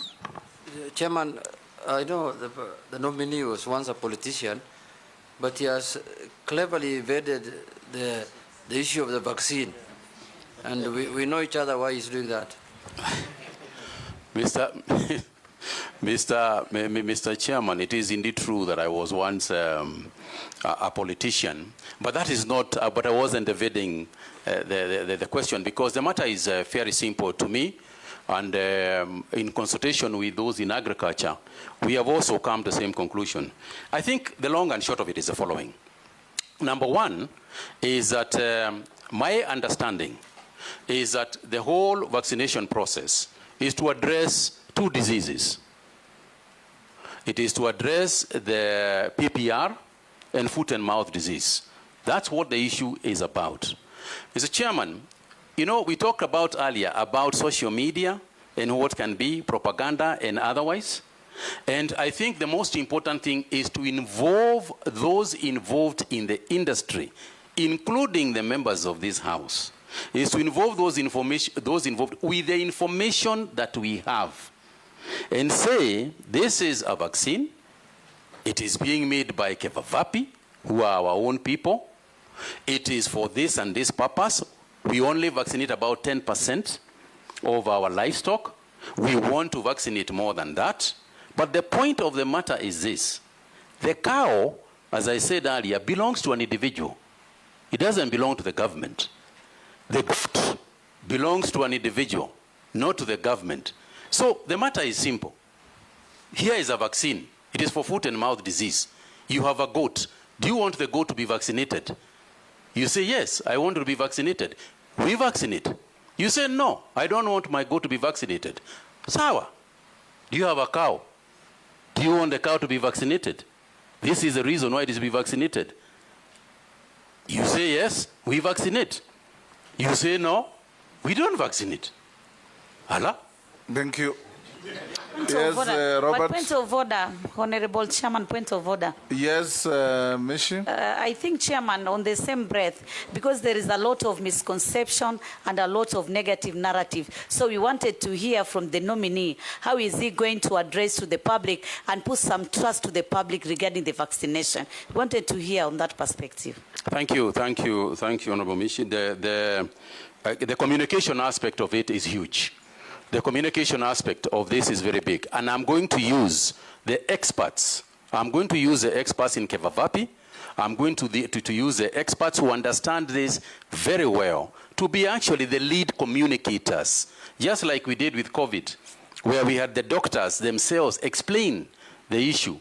We also want to use the veterinary officers to themselves explain what we are trying to do. So you can be sure, Honorable Member, that I am going to put a very robust communication system on this matter. Robert Mbui, Yeah, thank Baya, Murugara. Speaker, maybe before we leave that issue of vaccines, yes. Because I remember CS Mutahi telling us, if I can get it, you can get it on COVID. And largely, the issue of vaccines, the problem has been misinformation and the people communicating. Because the ministry has left it to the political class to communicate, and probably, should he be approved, is the area around that communication that he will need to look into, so that the right people, as you say, communicate, but also communicate the right information to the cow owners. Because again, if we leave it to the members of the public to decide, since the cow is mine, and I base my decision on misinformation, I could decide not to vaccinate my cow to my detriment and the detriment of the country's productivity, Probably, since he has already answered that, but just for information, Honorable Speaker, that should he be approved, that's some of the challenges you find. Thank you, Honorable Member. Hold as I said, you'll come to sorry. Robert. Yeah, thank you, Mr. Speaker. The nominee says that he's very passionate to assist Kenyan farmers. Now, I have very quick concerns. One, there was this major scandal of fake fertilizer that made our Kenyan farmers lose very heavily. With your passion, will you consider initiating a process of compensating those farmers that lost, negatively, that were affected negatively by this scandal? There's also media reports, and this is what members here are talking about, indicating that despite there being no budgetary allocation, this issue of, livestock vaccination is actually being propagated by multinationals that want to test, vaccines on our animals. What is your comment on that? And finally, the government has been accused in the recent past of regulation of private business, especially agriculture. I mean, there's regulations on you have to get a license to grow, a license to harvest, a license to transport, a license to store, a license to sell. What is your comment on that? Thank you, Speaker. Thank you very much, Honorable Speaker. Nominee, I would like to ask you the following question. One, just on the oil crops and the cost of edible oils in Kenya, there has been a over-reliance on the importation of edible oils. And yet this country, especially at the coast, has huge potential to actually bring down the cost of edible oils and actually grow our GDP. Crops like coconut, cashew nuts, ground nuts, and many other nuts that grow at the coast. But there has been little investment in this sector, especially there, and farmers there feel that they have lost their land, and production, and there's nothing they get out of the land because government has not invested in these crops. What will you do if approved as Cabinet Secretary to ensure the people at the coast do not continue to suffer loss of productivity? Secondly, what is your position on GMO crops in Kenya? What is your position on the genetically modified organism crops in this country? Thank you, Honorable Speaker. Murugara. Thank you, Mr. Chairman. My question is on value addition to agricultural produce, and this involves crops and livestock production. The first one is that the reason why farmers are actually finding it difficult to get into agriculture is because they have to sell their crops raw without any value addition, as a result of which they are so cheap that it is expensive to grow them, it is cheap to sell those crops. Number two, also use of prohibited pesticides and chemicals to spray the crops. And when it comes to livestock, to actually vaccinate, as you have just explained, and to treat the diseases that affect our livestock. Some of the chemicals we use, pesticides, are banned in countries where we are supposed to be selling those crops. What are you likely to do so that you are able to cut the niche of the market out there as regards our agricultural crops and our livestock? Ferdinand. Nominee, I come from Tanzania, and I want to be very, very specific. First and foremost, distribution of the fertilizer. Farmers must be attracted to do their job, but the distribution of fertilizers in the country is bad because it's put in one place and the farmers have to travel miles and miles to get whatever they want to go, so that the cost of actual production goes up. And so most of them are actually discouraged. Secondly, and I want to just correct you, you talked about the youths. I think you have to get youth to get into extension services, because that is very, very important. And for you to get this youth, you must have a program to attract the youth so that we have these extension services so that the youth can be able to go there and do some work. And I think it's very important that we get that right. Lastly, if you don't mind, we had fake fertilizers, and the farmers, I don't know whether somebody asked that, but I don't think, yeah, somebody asked that. If he did, then of course, specifically, we have ADC land. And you rightly say the population of this country is going up. And yet ADC farms are lying idle. What are you going to do if you actually make you a minister for agriculture? Be specific on this one. Thank you. Last on that round, Naisula. Thank you, Mr. Speaker. On the issue on livestock farm, I just want to put it to Honorable Mutahi Kagwe that it's one thing to speak very flowery words about leather, about livestock, but when you look even at the budgetary allocation that is given to the State Department on livestock, it is very minimal. And being honest as a country in ensuring that we take livestock matters seriously, because if you look at even the funding, most of the time it is donor funded. And donor funded, you know, it is for a specific period and for specific interventions, but not the whole aspect of it. But my question to you is that the whole issue on research as a country, in the past we have been a very, a country that is known for its research, and mostly on our foods, on even the livestock, on agriculture. I'd like to know what you think about us as a country on the measures that we are putting in place and what we need to do to ensure that research goes back to where it was and gets the necessary funding, because that is important. Nominee, you can answer those 5. Thank you very much, Mr. Chairman. Mr. Chairman, let me start with the issue of the fake fertilizers that was raised, because it has been raised by quite a number of members. And to answer as follows. Number one is that obviously that was an extremely unfortunate thing to do. Mr. Chairman, there are 2 areas that I find almost reasonable. One of them is the area of seeds, fake seeds, and the other one is fake fertilizers. Because that issue actually affects not only food security, but actually national security. Because if you grow for a whole year, you are growing something and it was fake from the beginning, or you give your cows fake feeds and they die, Mr. Chairman, this is a matter that I would like even to work with this House to create more civility in terms of the penalties that are involved when people sell fake fertilizers, when people sell fake seeds. This is an area where, if approved, Mr. Chairman, I would like to work with this House to create that civility. And to do so, I cannot, sitting here today, talk about what I can do in terms of the farmers who have lost.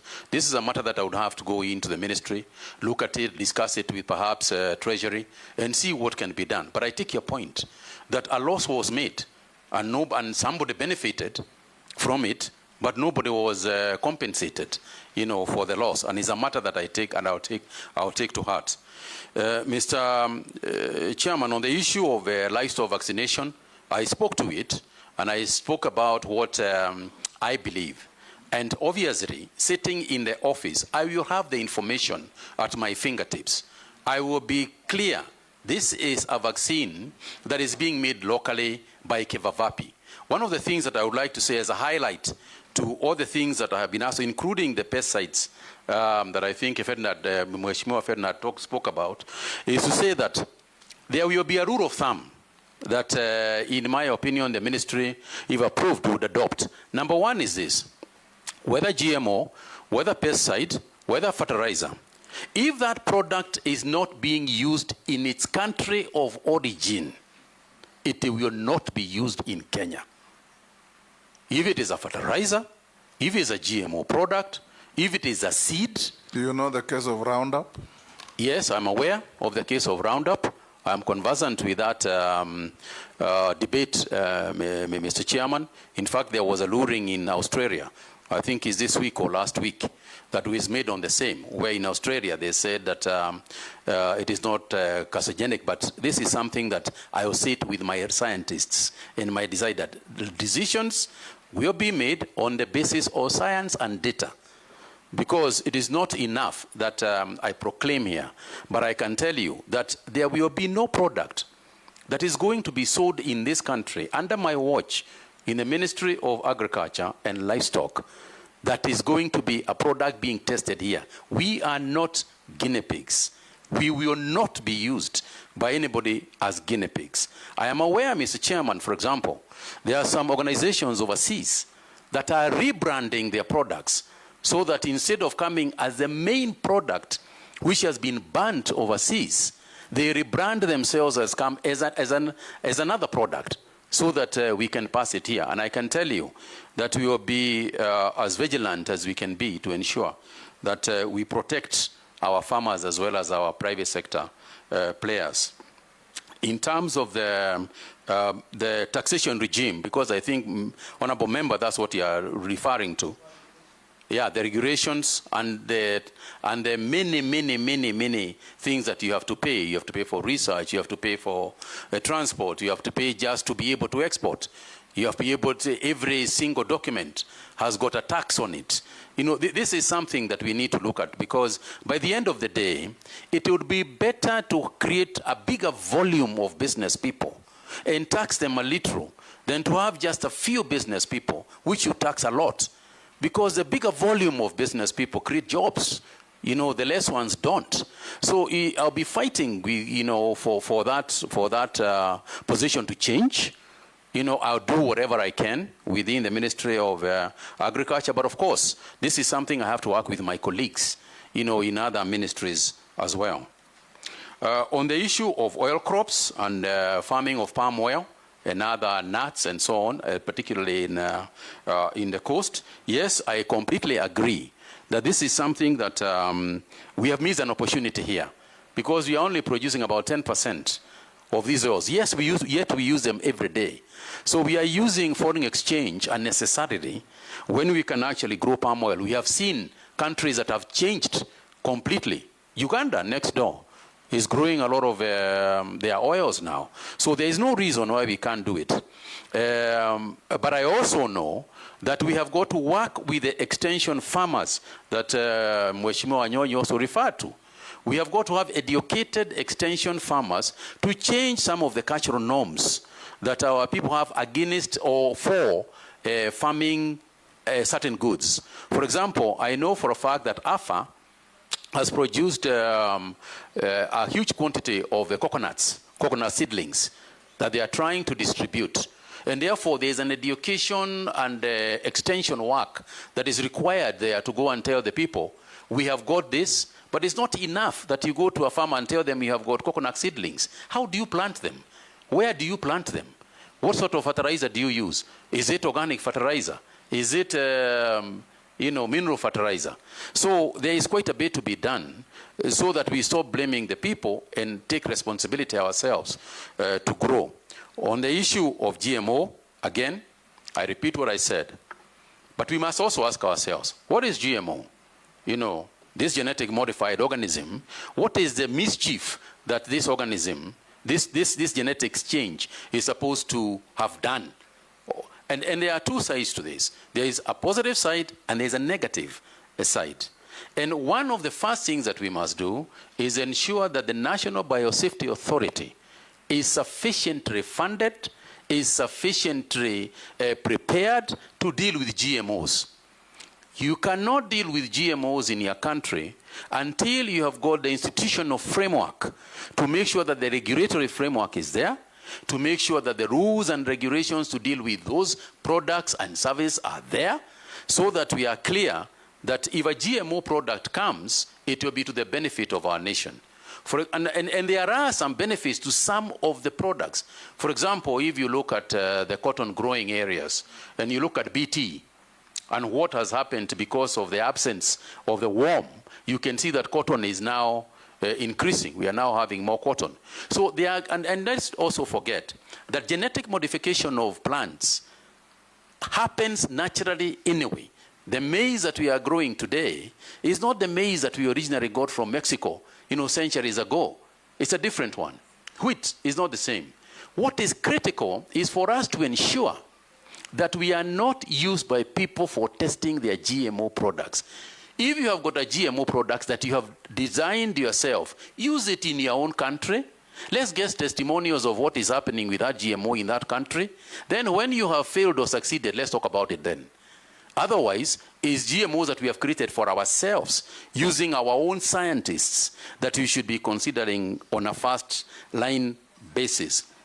Mr. Chairman, the National Biosafety Authority is currently very small, unstructured, and I would like to work with this House to ensure that we support it via budgetary allocations and so on, to make sure that that authority is sufficiently funded and properly run to help us with the GMO, because the GMO issue is going to become a big thing globally, and so we must be ready for it.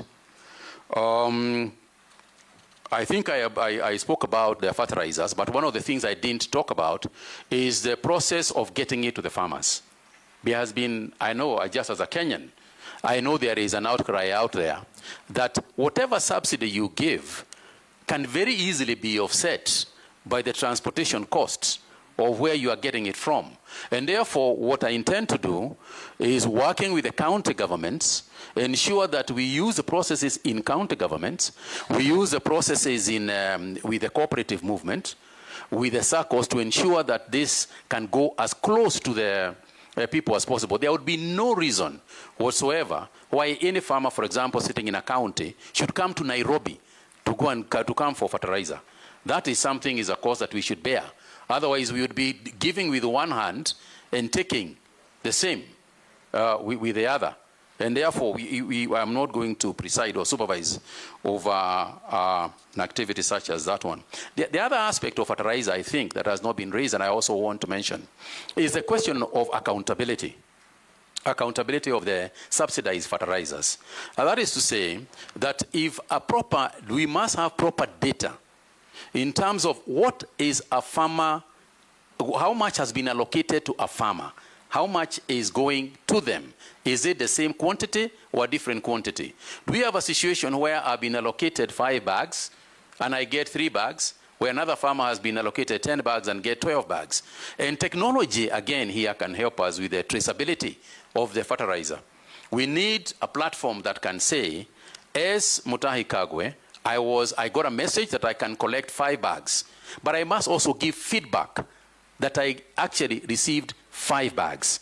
That way, my allocation and what I actually received can be reconciled, and therefore that transparency can kill a lot of the suspicion that is currently within that accountability of the subsidized fertilizers. And yes, extension services, Mheshimiwa Wanyonyi, is a way to go. But I think what I want to clarify is that I do not see the youth as just people who are going to be employed in extension services. I see the youth as the major participants in the activities of farming. You and I and a lot of our age mates, are slowly disappearing. And we need to make sure that our food security is no longer with us. Our food security should be with the young people who are the ones who are getting children and so on. So yes, we are using them as extension people, but we want to mainstream agriculture also to the youth. On the issue of Mheshimiwa Naisula spoke about the budgetary allocations and donor funding for the programs that are going on, particularly in the livestock keeping areas. And I want to say the two things. Number one is that we have got to be the ones driving the donors. We don't want donor-driven projects. Donor-driven projects have got a way of becoming expensive eventually. And Mr. Chairman, this word donor is something that we need to clarify. You will remember, even in the 9th Parliament, we were talking about this definition, donor. Donor is not actually a real donor, as we understand it in the English language. It's a loan. It's actually a bank loan which is disguised as a donor. So let's make sure that we are talking the right things. These people who come to do the projects in all the areas in agriculture, this is money that will eventually be paid by Kenyans. So we must not take donor-driven ideas. It is our ideas that we should be discussing with the donors. And in the course of that discussion, we must discuss the question of sustainability. What happens when this program is over? Part of the donor fund must be that sustainable aspect, the training of the farmers themselves, the training of the extension people themselves, so that when they are leaving a complete project that is ongoing. And to your question regarding research organizations such as CARO and the others, I think a lot of our research organizations have also been misused. Misused to the extent that we are working with international organizations. They are using our scientists to carry out this research. And what we find and the discoveries that we make a patent out there by others who then bring the results of the research here for us to buy. I think that it is important for us to put a legal framework within our research organization. And I can tell you this is something I try to introduce at KEMRI, because the same thing was happening with the researchers for health. I think it is also time for us to ensure that the researchers for vet medicines and vet services are also part of that understanding. Yes, we need to work with international organizations, because essentially research is international in its nature. But we must make sure that what we get here and our findings here remain ours. That data, when you see an organization coming to say they want to work with you in research, what they are looking for is data. We must make sure that that data belongs to us. And people can buy from us, not us use our nation, use our scientists to then buy from them. Thank you. Yes, Ferdinand, ADC Farms. Yeah, no, I've finished, but I just wanted to request the nominee, in case you're being made Minister for Agriculture, I want you on this extension service so can be able to increase productivity for export and local consumption. Look for budget allocation for training of extension services. Just look for budget for that, because we have talked about... You are the ones who give money. No, but they have to go. He has to ask for it. Yes, Daud. Thank you, Mr. Speaker. To the nominee, I don't know when you last walked on the streets of Nairobi, but you know when there are goons on the streets who want to pickpocket you or something, I'll say it in Kiswahili, watakwambia, mwizi akiwa amekuiba, atakwambia, angalia ule mwizi ule, na yeye ndio mwizi. So I'm not putting it to you that you are anything like that. But you know, you have just talked about cartels. You were standing outside Afia House and said, the cartels are here. And you did nothing about them. Because you left that and the cartels are still there. Now I'm putting it to you. While you were the Minister for Health, there was a vaccine which was approved, Sputnik. And at that time, there were no vaccines in the country. People were dying, and it was a private farm which was approved by the Medical Association to import the Sputnik vaccine. But your ministry went ahead, while they had already administered those vaccines, some of it, and you cancelled the vaccine should not be administered without thinking the investment which was put in by the investor who brought that, and it was a private investment. So how are we sure that once you go to the Ministry of Agriculture, you will not stop any new investor the way you did while you were at the Health Ministry? Secondly, when you're talking about cartels, I'm just talking about cartels for you, Kagwe. The Mira, His Excellency the President, when campaigning in the Kenya Kwanza, he promised the whole of Meru, Embu, and the Mount Kenya East that this government would take care of the Mira farmer and the markets and all that. Unfortunately, we have not gone too far. But are you aware that the Miraa farmers who are going to the airport have to pay a levy, which is levied, which there is no receipt for it, there is no nothing, but they have to pay millions of shillings a day, not 1 or 2, many millions of levy, which even your AFA, which is under the Ministry of Agriculture, says they are aware about it, but they can do nothing about it. So there is a cartel there as well. I'm giving you the facts. Lastly, you have said about the fake fertilizer. The former Minister for Agriculture, Honorable Mutahi Kagwe, comes from my county, not from my constituency.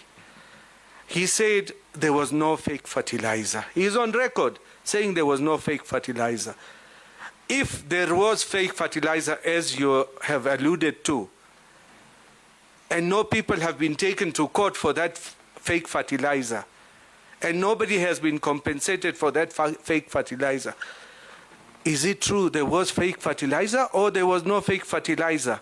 And the fertilizer was being distributed by National Cereals and Produce Board, a government agency, not private shops. So what are you going to do about it? Thank you. Master.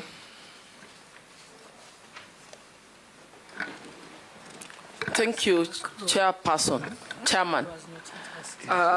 Nominee, you've spoken to the aspect of how to make agriculture more profitable and how to make it more attractive, and they need to incorporate technology and information and all that. But a number of studies have also indicated that many farmers do not comply to safety practices. Reasons being, there is lack of extension officers, there's lack of awareness to existing food safety requirements, and there is also poor enforcement of regulations. So I'm wondering, my question is, how are you going to promote food safety?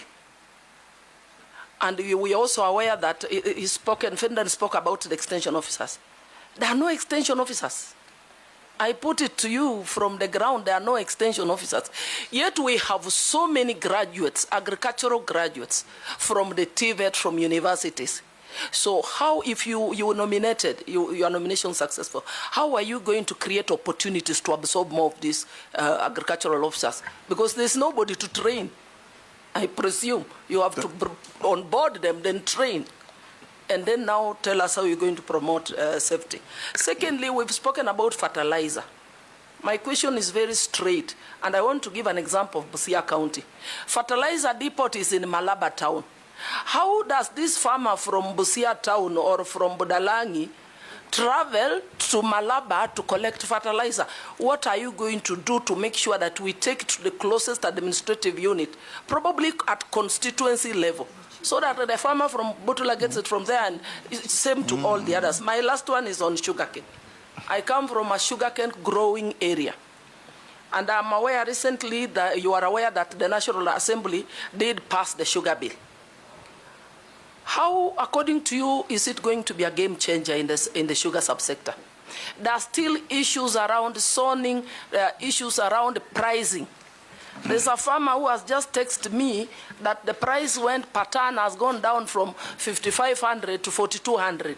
So what are you going to do to improve the price of cane so that our farmers can benefit? Thank you. Sharia. Thank you, Chairman. Mheshimiwa, there's a growing interest in public-private partnerships. How do you plan to foster PPPs in the agriculture and livestock sector? Thank you. Meshi. Yeah, thank you, Honorable Chairman. Honorable Chairman, in our country, we have been facing two scenarios. One is recurrent drought, and second is recurrent flooding. And I'm just asking the nominee, what mitigation measures are you going to put in place to ensure that you intervene on these two scenarios? Because I'm just looking like an area in the coastal region, an area like Tana River, which experience erratic rainfall, prolonged dry spells, and intense flooding. And this scenario, both they affect crop and livestock sector. So how are you going to mitigate this? Because I'm thinking that during flooding, maybe we can do some measures to ensure that maybe we harvest that water which is caused by the flooding, so that it can be used during the drought. But most of the ministers who have come, they've been talking a lot on how they are going to mitigate on this issue, and yet they have done nothing so far. My second question is just to emphasize on what the Kenya Kwanza government has been talking about in terms of creating employment opportunities. One of the area is in agriculture, and I'm just thinking, I'm looking at how the minister have been doing a lot in terms of coffee, tea, and even sugar sector, whereby they've put a lot of initiative to ensure that they create some jobs and also they boost the economy. What are you going to do in terms of coconut, cashew nut, and also Bixa, in terms of having some local industry in the coast region so that we can have some employment opportunities for the youth? And also, again, on the same breath, and this is my last question, it is the challenges which the farmers on coconut and cashew nut are facing in coast region, especially on pest, disease management, and also planting materials. What are your measures which are going to put in place so that to ensure even coconut, cashew nut, and Bixa can thrive in the coastal region, to ensure that our economy is being boosted and even we have job creation for the youth? Thank you, Honorable Chairman. Thank you, Nominee. Can you answer those four? Thank you very much, Mr. Chairman. Let me start with the issue of fertilizer. First of all, I want to say that let me start with Mr. Dawood's question on the issue of the Sputnik. I remember distinctly the issue of Sputnik vaccine that came from Russia. And I can tell you, Honorable Member, through the chair, that there was not a single vaccine that we allowed into Kenya that was not approved, and there was not a single vaccine that we refused to take that was approved. Now, the issue here is who approves it. And our rule within the National Emergency Response Committee on coronavirus, and following the advice that we also got, is that we did not use any vaccines that were not WHO, World Health Organization approved. And I'm aware that at the time that we had stored with Sputnik, the condition that we gave Sputnik is, and the Russian people even came to see us, not even the business people, is to say, please deal with the World Health Organization approval, and as soon as you have got those approvals, we have no problem using the vaccine. Because you can imagine what we'd have to deal with vaccines coming from very many different parts of the world. The only thing that we could do and guarantee the safety of our people was to use the World Health Organization as the major approval organization for us. And at that time, Point of order, Chair. Yes. Chairman, sorry. The minister, the former Minister of Health, is not telling us the truth. There is no way the vaccine could have come to Kenya if it was not approved. That is the first thing. They had an approval from the Kenya Medical Practitioners Board, and it was even administered. 230,000 doses were administered. But it was politics which made it to go out. It was a private venture. Yes, they had everything, but the minister is not telling us, the former minister is not telling us the truth. Are you not telling us the truth? Yes, Mr. Chairman. Hold there. Yes, Junet. Chairman, I agree with the Honorable Dawood. The vaccine arrived in Kenya with the approval of the government, and it was administered to many people, including the current president. And what happened when the current president, who was the deputy president, took it, is when that regime stopped it. Let us be honest to each other. Yeah, let's be honest. Mr. Chairman. Did you play politics with the health of Kenyans? Mr. Chairman, I want to repeat that the only approvals that we recognize as the National Executive Committee on Coronavirus was approvals that came from the World Health Organization. If that was the case, just hold there. How did the vaccine get into Kenya and have it administered on Kenyans before you chased it away? Yes, including our then deputy president getting a jab of that vaccine. Mr. Chairman, all I can say is that whether a vaccine has arrived in the country or not, no matter how it has arrived in the country or not, if it has not been approved by the World Health Organization, we cannot use it, and we did not use it. I think I rest my case. So are you telling us that it had, by the time it arrived and it was administered to 230,000 people, it had not yet received approval from World Health Organization? Absolutely not. And I think, Mr. Speaker, I do not recall the actual figures that it had been administered to. I cannot remember now what figure, but I don't think it was anywhere near, the kind of figure that you had said. Suffice it to say, Mr. Chairman, that the decision that was made at the time by the National Emergency Response Committee and the Ministry of Health was that we will not and we would not in the future use any vaccine that had not been internationally approved by the World Health Organization. And you are the chairman of that committee? And I was the chairman. Yes. And I take responsibility. And we agreed, Mr. Chairman, we agreed, even at that point, as I remember, we agreed that if the vaccine could get World Health Organization approval, we would use it. What Daud has put to you is that you made an irrational decision based on political consideration. Mr. Chairman, I just want to ask him what Honorable Junet has said. The Deputy President at that time and the President right now who has nominated you today is the one who took that jab is when you stopped the Sputnik. Is that true or not true? Absolutely not true. Point of order, Chair. Chair, when we were taking the vaccines, yes, there were many vaccines. There was AstraZeneca, there was this one and others. Pfizer, Johnson & Johnson. Chairman, we were in the country here. At that time, people were really looking for vaccines to use. Desperately. The day the current president, who was then the deputy president, got a jab in the afternoon, in the evening, a press statement came out saying that thing is banned in our country. That's the truth of the matter. That's the truth of the matter. Mr. Chairman, I cannot recall the events as they followed, if indeed that is the way they followed. But I repeat my position. We could only use a vaccine approved by the World Health Organization. Go on with the others. I'm sure you know. Mr. Chairman, Mr. Chairman, the issue of mitigating circumstances, I think that were raised by Mishi, the issue of what do we do when there are droughts and then there is flooding that happens. I'll come back to the others as well.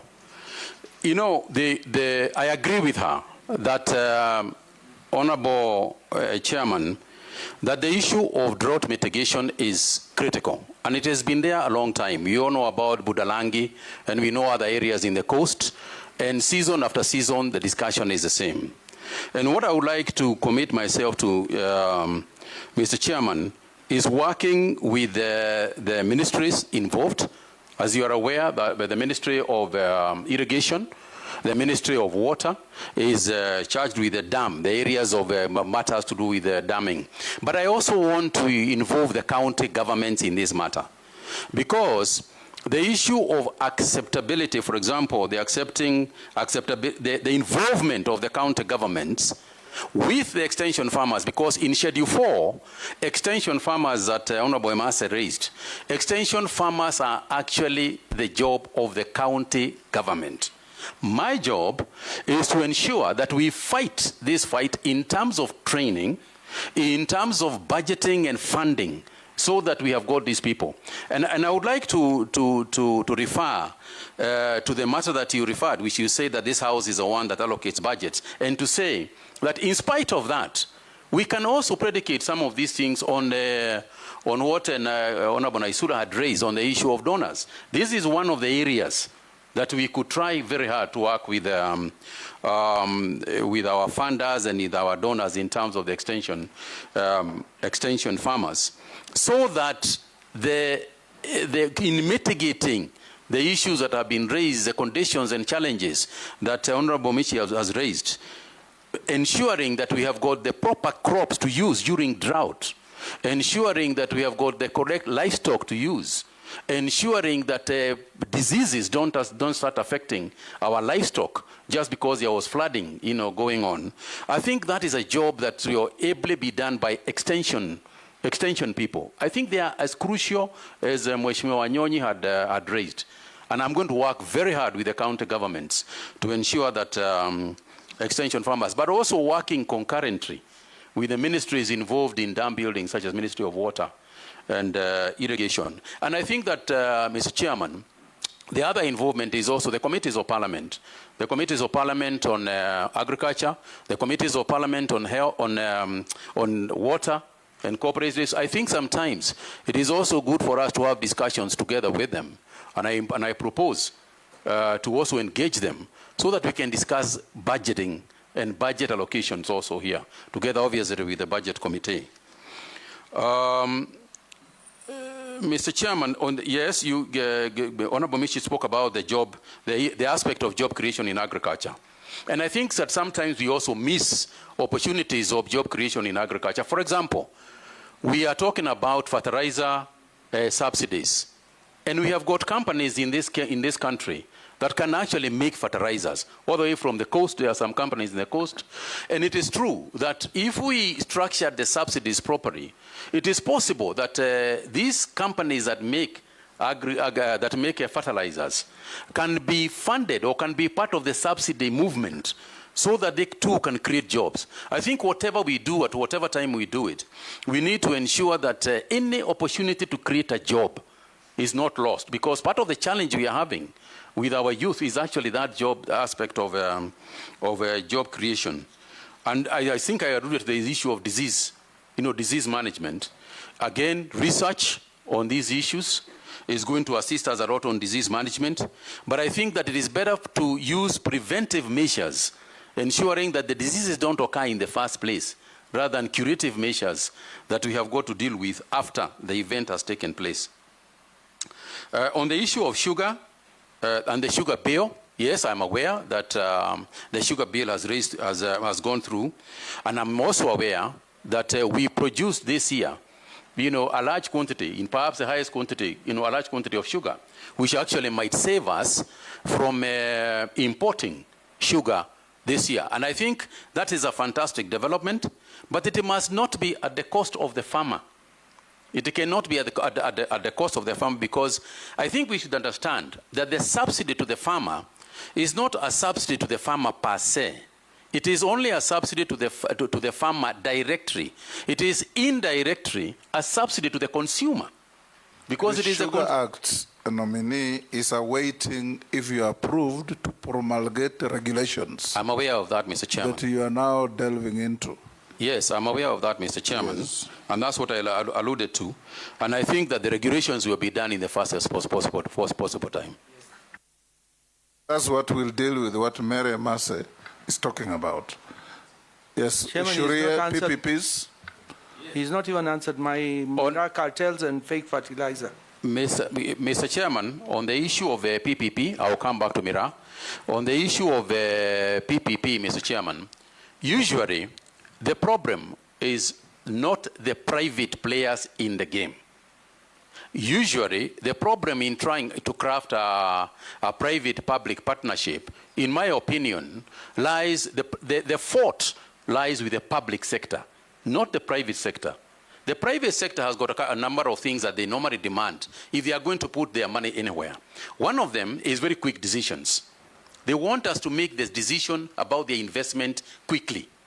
In the past, I think we should own up as government that we have created so much bureaucracy around the issue of PPP that a person starting the PPP process usually at some point just gives up and goes. I think that one of the entry points for us is to reduce the bureaucracy as much as we can, particularly in the agricultural sector. There are people who express interests to come and lease land and grow, say, for example, rice, all right? And we put roadblocks to them, and we put so many conditions to them that eventually, by the end of the day, they say, if I go to Rwanda, I'll get free land and start this job tomorrow. And they lease. So we are losing a lot of investments, you know, because of our own bureaucracy and the conditionalities that we are using, that we are putting on the private sector people. Conditions that sometimes are official conditions, and conditions sometimes which are suspect. So I agree with you that we must fight more, we must reduce our bureaucracy, and we must be more willing. It should be an objective to bring the people in. It should be our objective to fight for investments to come in, not to put roadblocks for the investors. On the issue of the cartels, as Honorable Dawood raised, and what you are referring to, I think, Honorable Member, is a criminal issue. It's not a policy issue. You are referring to a criminal activity that is clearly going on someplace. You said at the airport, that is clearly going on at JKIA. And I think this is the only thing we can, you and I, is to bring this thing to the attention of investigators. I will do my part in terms of prosecuting that issue and ensuring that through AFA, through the organizations that are in the Ministry of Agriculture, I will ensure and fight to make sure that we unravel any of those practices that might be going on. But clearly, Mr. Chairman, what we are discussing here is a criminal activity and a criminal gang that is operating at JKIA, and it should be referred, in fact, to the police and investigating arms of the government. And I can tell you that that is not something that we are going to just stand by and watch the Miraa farmers, you know, get punished for nothing. Okay. Yes, Junet? Mr. Speaker, just still on the issue of sugar. Honorable Nominee, you can see there's a problem in the sugar industry. And stories after stories have been happening for many years, how the sugar sector will be revived. But there's a program the government has started, and they have done well now, I can see in Mumias, the leasing program, and it is bearing, results. What are your thoughts on that? Because I come from a sugar growing area. I want to see what your I want to hear what your thoughts are on that. Thank you very much, Mr. Chairman. I agree with the Honorable Junet that part of the problem, obviously, in the sugar industry, I'm speaking very quickly on these issues, because as you can see, the time aspect. Your time is up, actually. Yes, absolutely. I want to say, Mr. Chairman, that the issue that we want to address, and it is good that the Chairman has pointed out that the bill, is just waiting for the regulation. Increasing efficiency or production is part of the solutions that Honorable Emase was raising. Because if you increase efficiency and you reduce the cost of production, then automatically that wastage that was happening within that structure would go to the farmer. It goes without saying. And it is clear, anybody who has been following that sugar sector issue is clear. With the kind of debt write-offs that we have done, as a government, it means that you can reduce that burden a little bit. If we then get licensees, these people who want to work with, who want to partner, the lessees who want to work, with the sugar sector, whether it is, especially the government-owned mills, if they want to come to us, and the farmers are in agreement, and the caucus within this parliament is in agreement that that's the way to go, in order for us to create efficiency in the sugar sector, by all means, that's what we should do.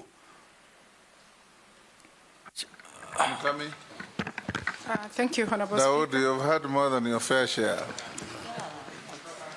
Yeah. Which one now? Mukami? Thank you, Honorable Speaker. Honorable Speaker, Let me first declare that I'm the county MP of the nominee. Honorable Speaker, we have a very serious problem in the pyrethrum sector. Right now, I've received a message from a farmer. They are saying for the last 3 months, they have not received the money after delivering the pyrethrum, and yet, even the workers have not been paid for 2 months. So, Waziri, I would like to hear what you are going to do about that and the measures you are going to take to make sure that we avoid such delays. The other thing is about the dairy farmers. How will you institute reforms in the dairy, tea, and coffee sectors to boost productivity? Thank you. Thank you, Russell. Russell. Thank you, Honorable Chairman.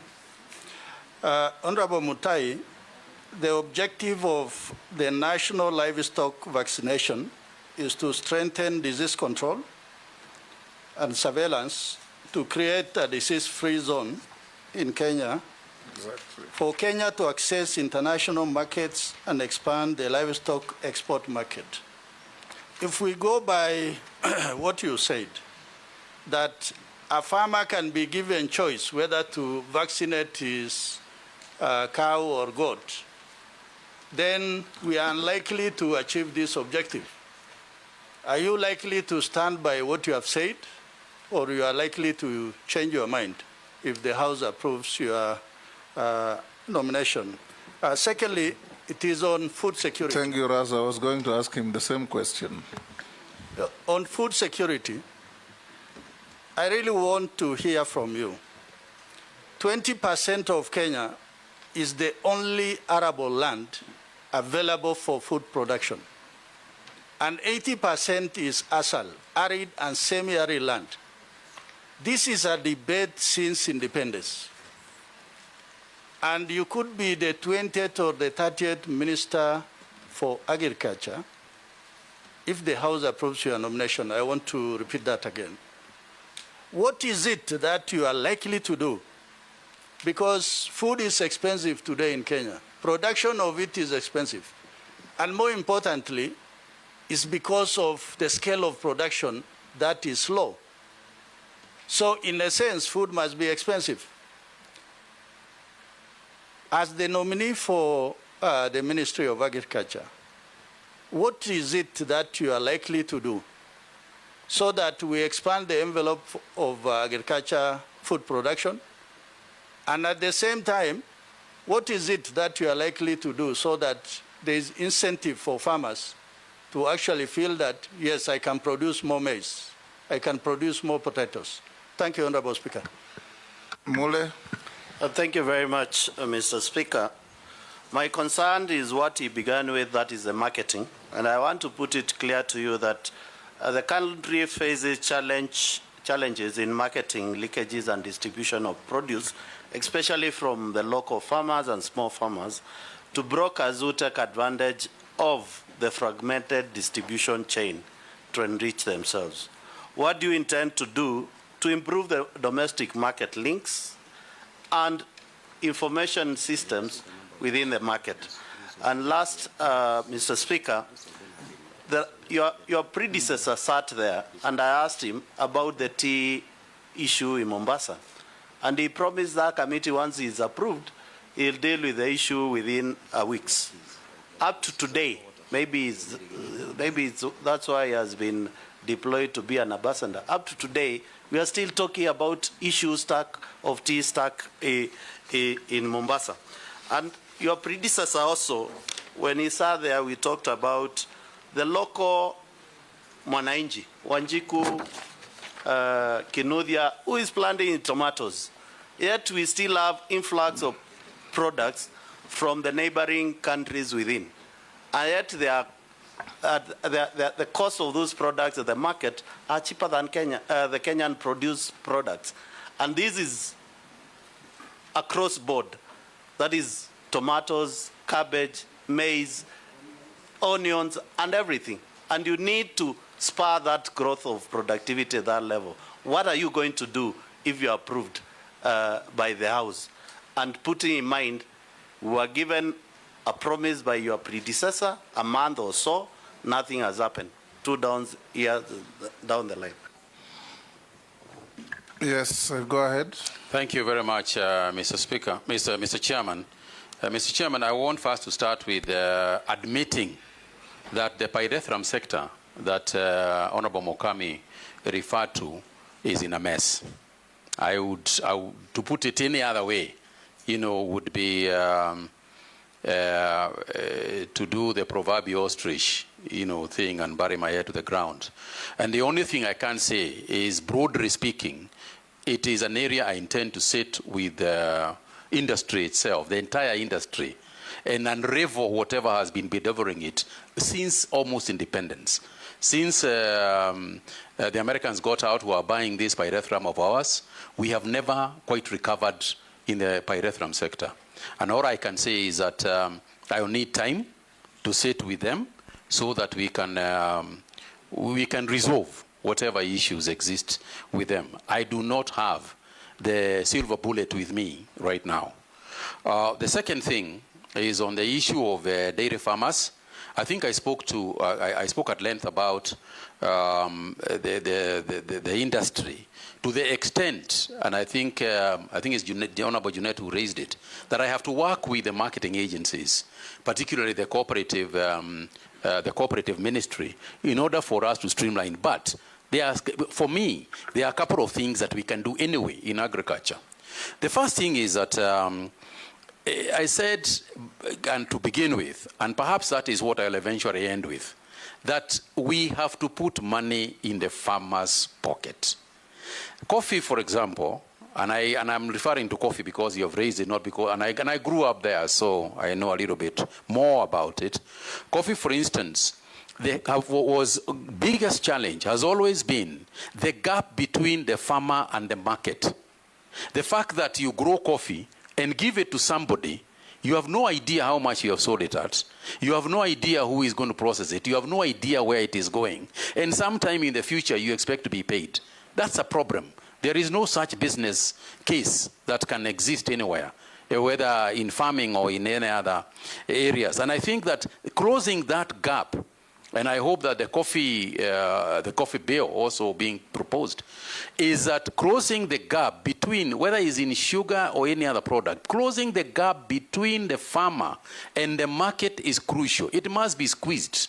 It must be squeezed so that the farmer can also be the person who knows a little bit about the market. And I'm glad, Mr. Chairman, because under the current structure, at least my understanding as I speak today, is that cooperatives are also getting broking licenses. And as you know, that went to the CMA. They are the ones who are approving that structure, so that the cooperatives themselves can also form part of the marketing team. Private sector does that. If you go and see Sasini tea or Sasini milk, Sasini coffee in the supermarkets, it's actually processed by the grower of Sasini. So it is something that we must face in order for it. But the other thing is the productivity per acre. The aspect of the quality, the quantity of produce. Again, even if you look at both coffee and tea sector, if you look at the sugar sector, what you'll find is that the private sector players can produce a ton within, one metric ton can come. They have got a ratio of 10:1 for the private sector and 15:1 for the government sector, which informs also what Honorable Junet was talking about. So I think that that linkage between efficiency, private sector, the buyers, and the farmer is the solution to our problem. Mr. Chairman, on the issue of Russo talking about, Mheshimiwa talking about the question that I said, the freedom. I want to be clear on this. There is no farmer, in my opinion, a sane person, who is going to refuse to protect his cow or to protect his herd at all if the alternative is that the herd is going to die. What has been missing is a communication and engagement with that person so that they understand exactly what the stakes are and that choices have consequences. Currently, we only vaccinate about 10%. So we will never be able to be disease-free at 10%. If we increase that figure over a period of about 3 to 4 years, say, for example, cover 90% over 3 years, we begin to be FMD disease-free. So my intention is not, as it were, to say that I have given people assurance and then kept back, slept on it.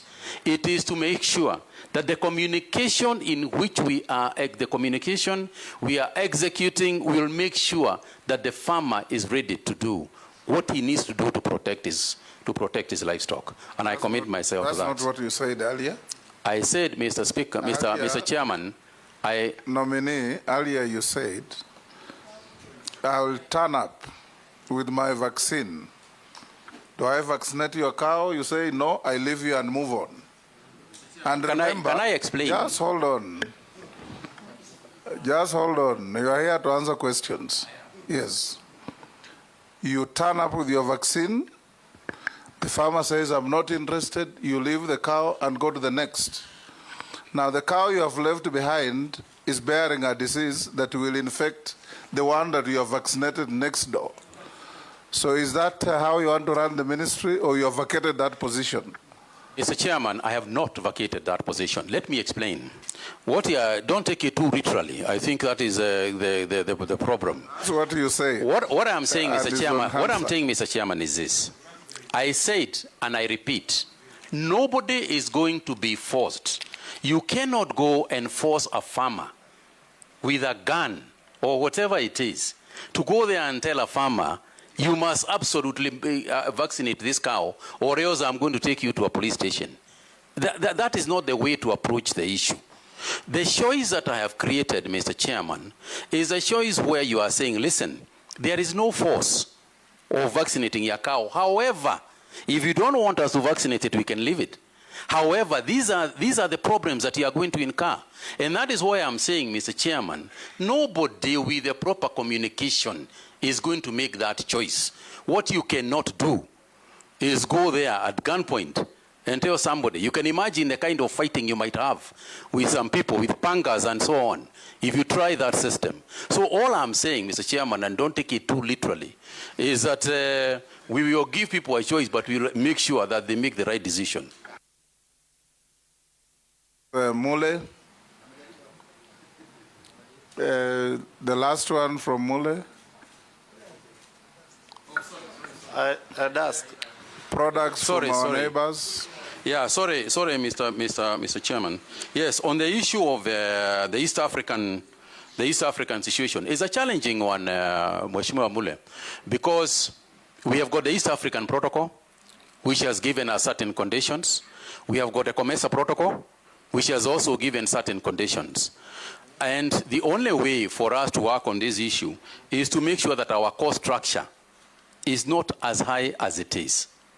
In other words, if we are putting this, and perhaps what the government has started in terms of subsidizing fertilizers and subsidizing other farm inputs, can assist us in bringing down our cost of production so that our people, the prices of our goods are not, do not exceed those ones of Uganda and Tanzania. We have got quotas.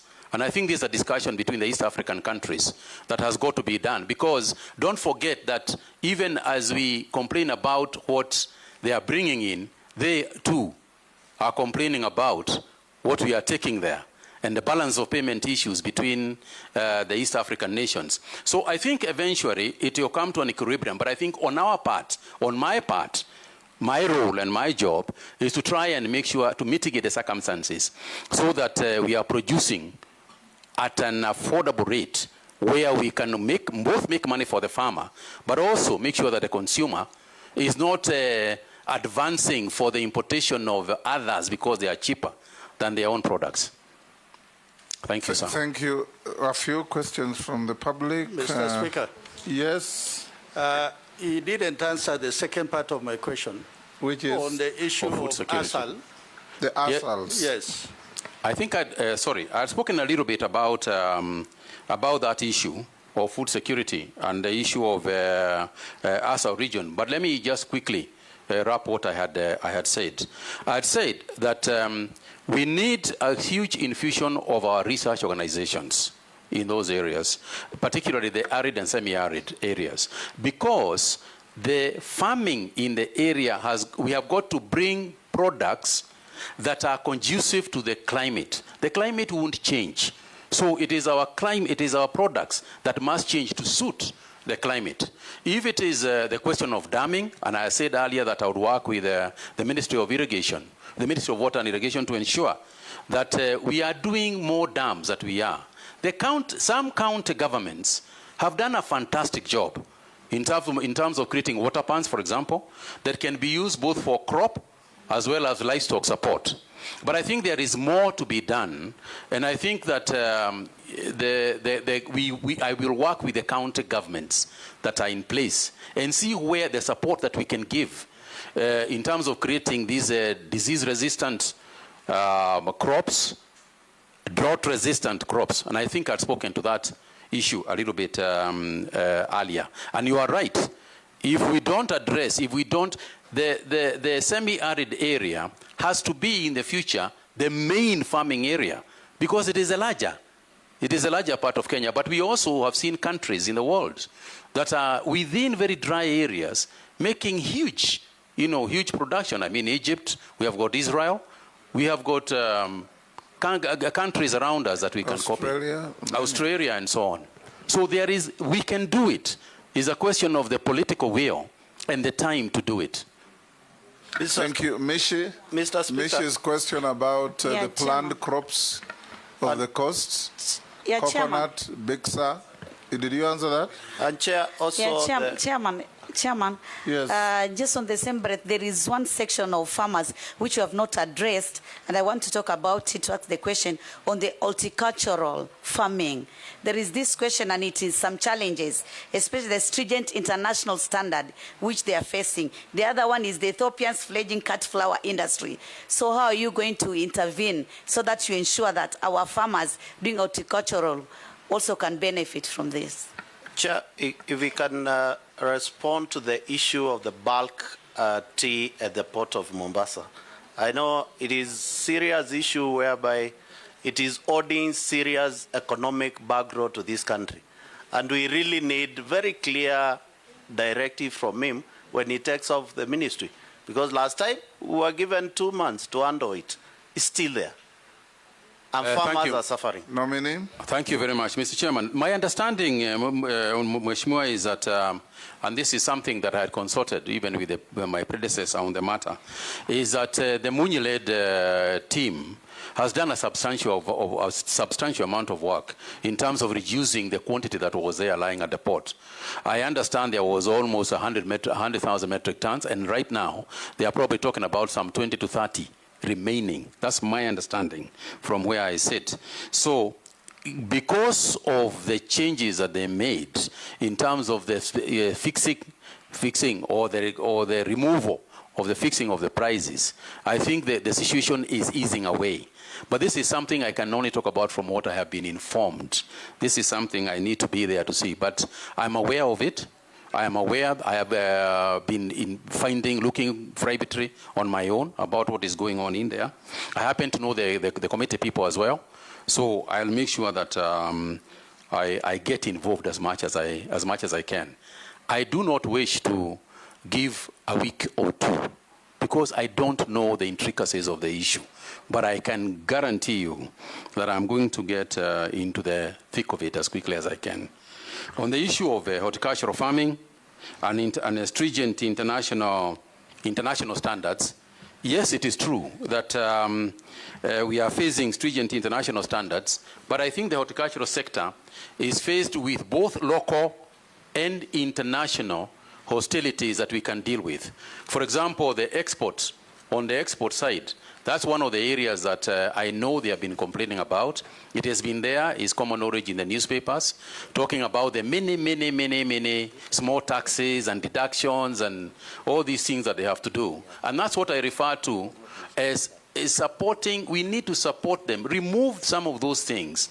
Export more, and then you can tax on the income taxes, and you recover your money through the volumes, not through the initial prohibitive taxes. And of course, on the issue of the international trading space, within the World Trade Organization and other organizations, I think that working with the Ministry of Foreign Affairs and of course trade is a question of ensuring that the conditions that we are getting from particularly the European Union, because that is where most of these products are going, and also diversifying our market so that we don't depend only on Europe. I think there are various other markets that we have not critically looked at that we can, to make sure that we become competitive. Part of the reason why our competitors can fix us and give us stringent measures is because they know you don't have a choice. But when they know that you have a choice and you can deny them those beans, they will listen to what you are saying. Yes, thank you. Europe has now given us quota-free, duty-free. Yeah. So it's now for you, if you are approved, to ensure that standards are maintained. Thank you, sir. Some Kenyan has sent this question. How do you plan to promote and expand feedlot farming in Kenya as a strategy to improve animal productivity? Another one. How do you plan to address productivity limitations, enhance Kenya's food security, and prepare the agricultural sector to meet the rising demand for diverse food products, such as fish, dairy, and meat? And the last one is, you've not told the House what you have ever given back to Kenya as a Kenyan. Thank you, sir. I think I'll start with the last one. To say that, Mr. Chairman, as an elected member of Parliament and as a parliamentarian in public service, all you do, and I'm sure the honorable members around me will agree, is give and give and give. I think that is something that we can all agree in this house. Every single day. You are giving back every single day of your life when you work for the public, and you do so legitimately and honestly. All you are doing is giving back to the community. And I do give back, and I think I have something to give back. And it is the public also that has created us, has created me, through the education, through the jobs I have had. It is the public. So we do need to give back, but I put it to the questioner that we do it every single day. Mr. Chairman, on the issue of promoting the feedlots, I think to the question that the honorable member had asked about the dry areas, the feedlot is one of the key solutions to that issue, because syrages, hay storages, these are some of the measures that we have to be able to take in order for us to have that storage, warehousing those things, so that during a dry season, we have got at least some measure of mitigation before the rains come again. And as I said, this is something that we need to work with the county governments. Even as we talk about food security for the human beings, we also ought to talk about food security for livestock, because livestock is also part of food security. So if we had that issue of feedlot, and we say to ourselves as county governments, backed by the national government, that anytime there is, like now, when the hay is available all over the country, let's make sure that we stock up enough for a rainy day, even as we stock up, for the people who own the livestock, because sometimes their livelihoods depend are the same. On the issue of diverse food products, yes, I agree that it is time to look at even going back to some traditional crops like sorghum that we used to grow, millet that we used to have. But this is happening almost automatically because the current consumer is also becoming very aware and health conscious. So that 10 years ago, there was very little demand for millet and soya and so on. Today, that is something that is growing, and if you go to the supermarkets, it's happening. But we must also remember that urbanization and lifestyle changes are also going to create different demands that have not been there. For example, rice, the demand for rice is the fastest growing in the country. Why? Because of lifestyles, because people in urban areas can cook rice a lot faster, that they can cook other foodstuffs.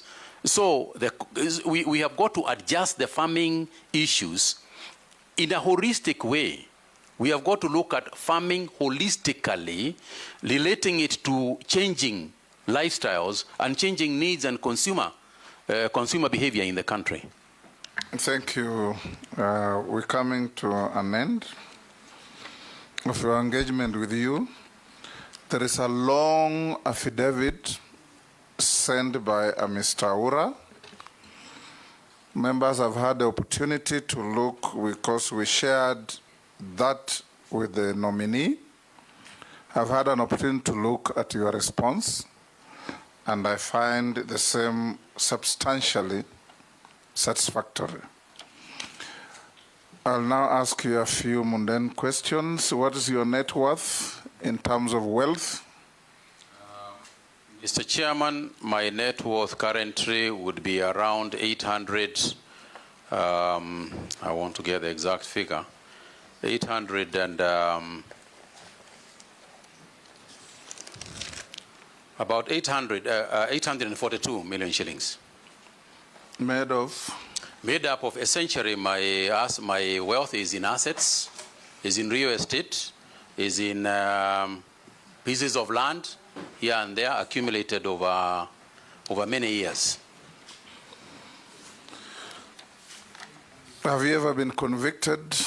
No, sir, I have never been convicted. Of a criminal offense in a court of law? No, sir, not once. Have you ever been adversely mentioned in a parliamentary committee? No, sir, not to my knowledge. Do you hold an office in a political party? No, I do not.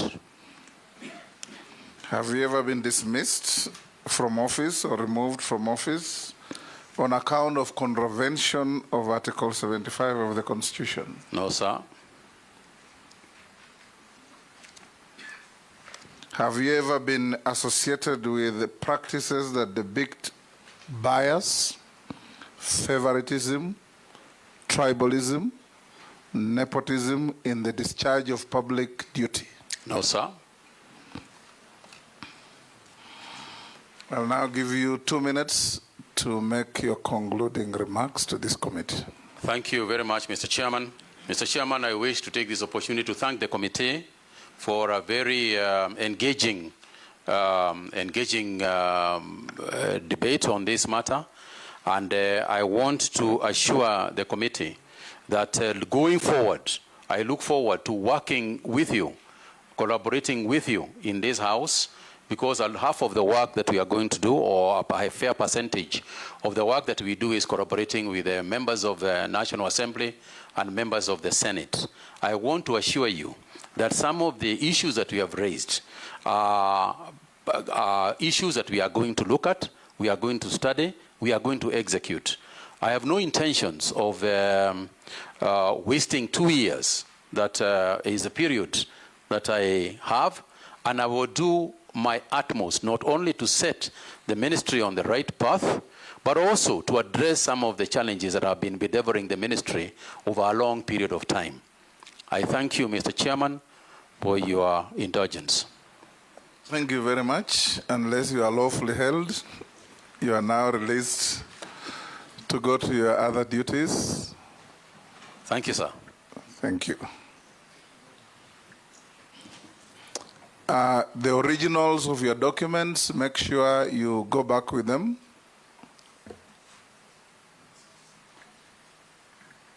Thank you. Have a good day.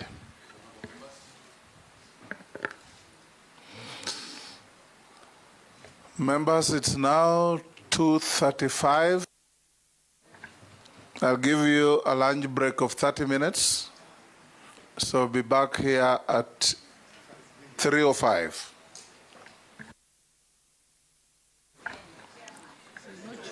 Pardon? 3:10, an extra 5 minutes. And lunch is available even to our members of the Fourth Estate.